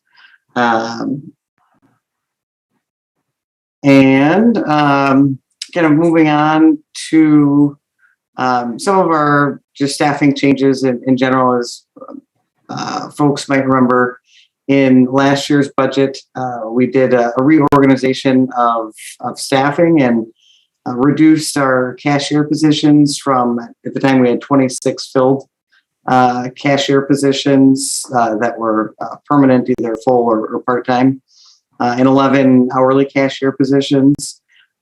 We've essentially filled all of those folks who were potentially at risk for layoff if we weren't able to find positions for them. We're now at 8 permanent cashier positions and 5 hourly positions. We lost a number of folks that did not return after not having hours available to them for quite some time. And when they were recalled, we're not able to get a hold of some of those folks to schedule or who weren't interested in returning. So actually working on filling some of those hourly vacancies with the change in demand. We're finding that we need more staff on those peak event timeframes for weekends and special events that normally would be covered with hourly shifts. So hoping to get those positions filled. I believe we've hired one person who started this week, and still moving forward with interviews and offers there. Also, we've got a new vacancy coming up. Our parking and maintenance supervisor had his last day last week, is officially retiring in February after almost 41 years with the parking utility. And he was actually one of the original parking cashiers when he started out with us, one of the first, when we went from just metered operations in the garages to installing gates. So quite a bit of institutional knowledge that he has, and we will certainly miss him, but wish him well. But we're working with HR to make sure we've got that position description updated and taking a look at a study on that before we post for recruitment. So likely will be maybe March when we're able to actually have somebody starting in that new position. And I guess last, I'll just give a quick update on the Streeteries program. We brought, there's been a cross-departmental team working on creating a permanent Streetery program.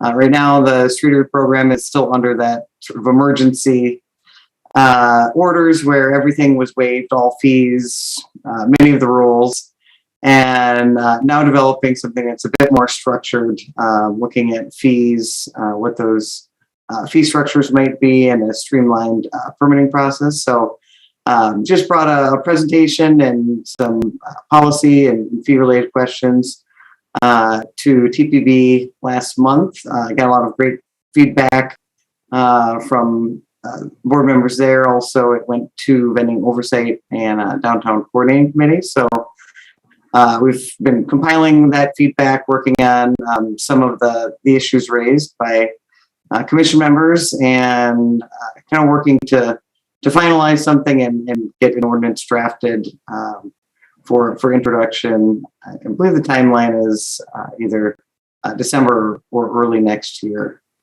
So I believe that's it for me for now. Happy to take any questions.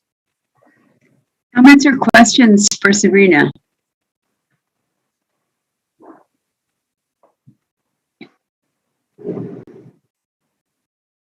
Okay, seeing none. Thanks, everybody. It's important for us to stay in touch and know what's going on with everybody. Okay, next on the agenda, we have the quarterly review of our TC annual work plan. One quick update on racial equity, bias, and inclusion training. We were hoping to start the training sessions in fall. We did have some delays in the summertime with the review of the RFPs. We got so many, which was gratifying.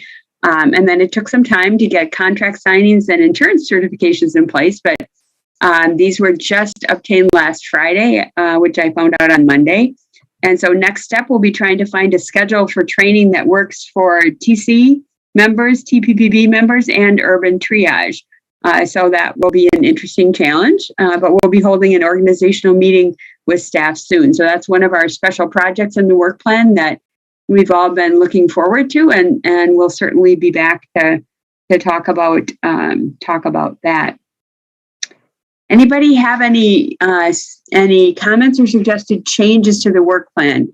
We decided a year or so ago that we wanted to look at it quarterly just to make sure that if we needed to make changes, that we had the opportunity to do so. So, any changes at this point?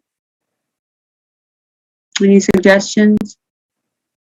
We'll have an opportunity next quarter again as well. Okay. Chris or McCahill or Alder Harrington McKinney, you want to do the crossover report relative to what's going on at TPPB? Sure. I can just point to two items at the last meeting that might be of interest. One is that the city has a list of bike ped projects. They're going to be applying for TAP funding, which is the Transportation Alternatives Program, which comes from the state. And there was a presentation on the transit network redesign and specifically laying out some of the equity impacts under different transit network scenarios, because a lot of questions come up about that.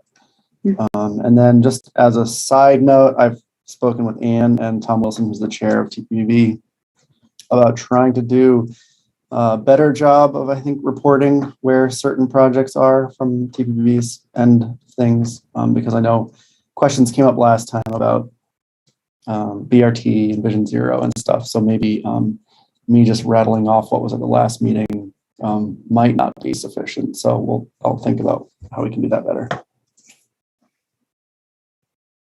Great, thanks, Chris. Alder Harrington McKinney, did you have anything to add? No? No. Okay, thank you. Thanks much, Chris. And it's, thanks to both of you being on both committees. That's a huge time commitment, and we appreciate having that. The crossover works both ways. So really important part of the ordinance, both the ordinances. So thanks for what you do. We appreciate it. And I think it also helps that all the TC members get a copy of the TPPB agenda, so you can see ahead of time what's coming. You can either watch the meeting live or you can look at the meeting after the fact. So that also gives us a preview of what's coming, as well as the review after the fact here at the meeting. So thanks to both of you. General announcements. Robbie Weber was approved by the Common Council as a replacement for Ken Street at Common Council meeting last night. However, the appointment's not confirmed or actually finalized until the council proceedings are signed, and then she has to sign her oath, etc. So she would be available to join us at the December 7th meeting. We still have one opening on TC, and we're always in contact with the mayor's office relative to potential candidates. So if you hear of anyone, please let me know, let Aiden know, let Justin know, let Yang know, let Sabrina know. Just let somebody know, and we'll pass the word along. Anybody have any other announcements that can help me out? Okay. Denise, go ahead. Yeah, I just wanted to do a public thank you to staff. I think I'm about at my 1 year anniversary of being on the commission. And, I know that staff put all the documents into Legistar, or, they're emailed to us from Patrick and now Aiden, but there's often enough time beforehand that I can really review them because I have to do that with Access technology, either magnification or screen reader. And I just want to say that that's commendable. And I really appreciate the attention to that because it's what creates the equity and access. So a public thank you to staff for all of their efforts to get us the materials in a timely way to really give that ample review time. Thanks for that, Denise. I know everybody's trying to be very mindful of that. And occasionally people do pop-up things into Zoom that I know, may not be available for you to see, but I think people are trying to visually describe things as well when they have to do that. So thanks much to everybody for that. And thank you for that recognition, Denise. Yeah, you bet. Relative to items on the future agenda, the tentative listing of items for the next meeting, we only have one meeting planned in December on the 8th. And you'll notice that there is an item on the agenda to adopt a 2022 meeting format for the Transportation Commission. As you recall, last summer, the Mayor's Office and Council leadership decided to default to virtual meeting format unless we've decided to take a vote and make a change. With proper notice, of course. Council leadership has asked each BCC to make a formal decision as to which mode they wish to be their default mode in 2022. So that will be on the agenda for the December 8th meeting. And the rest of the items are shown in the document that's in Legistar. Does anybody have any items? Denise, your hand is up. Did you have a comment here? No? Okay. Does anybody have any other items that we should be adding to our list? We try and keep track. We have our work plan, and then obviously we get referrals from the council, but there have been suggestions from folks in the past, and we're always interested in other items you may have. Anything? Okay, we have a bit of a longer meeting tonight, but very, very good discussion on Old Middleton Road and exactly the kind of discussions that we hope to have here at the commission. So I'll entertain a motion to adjourn.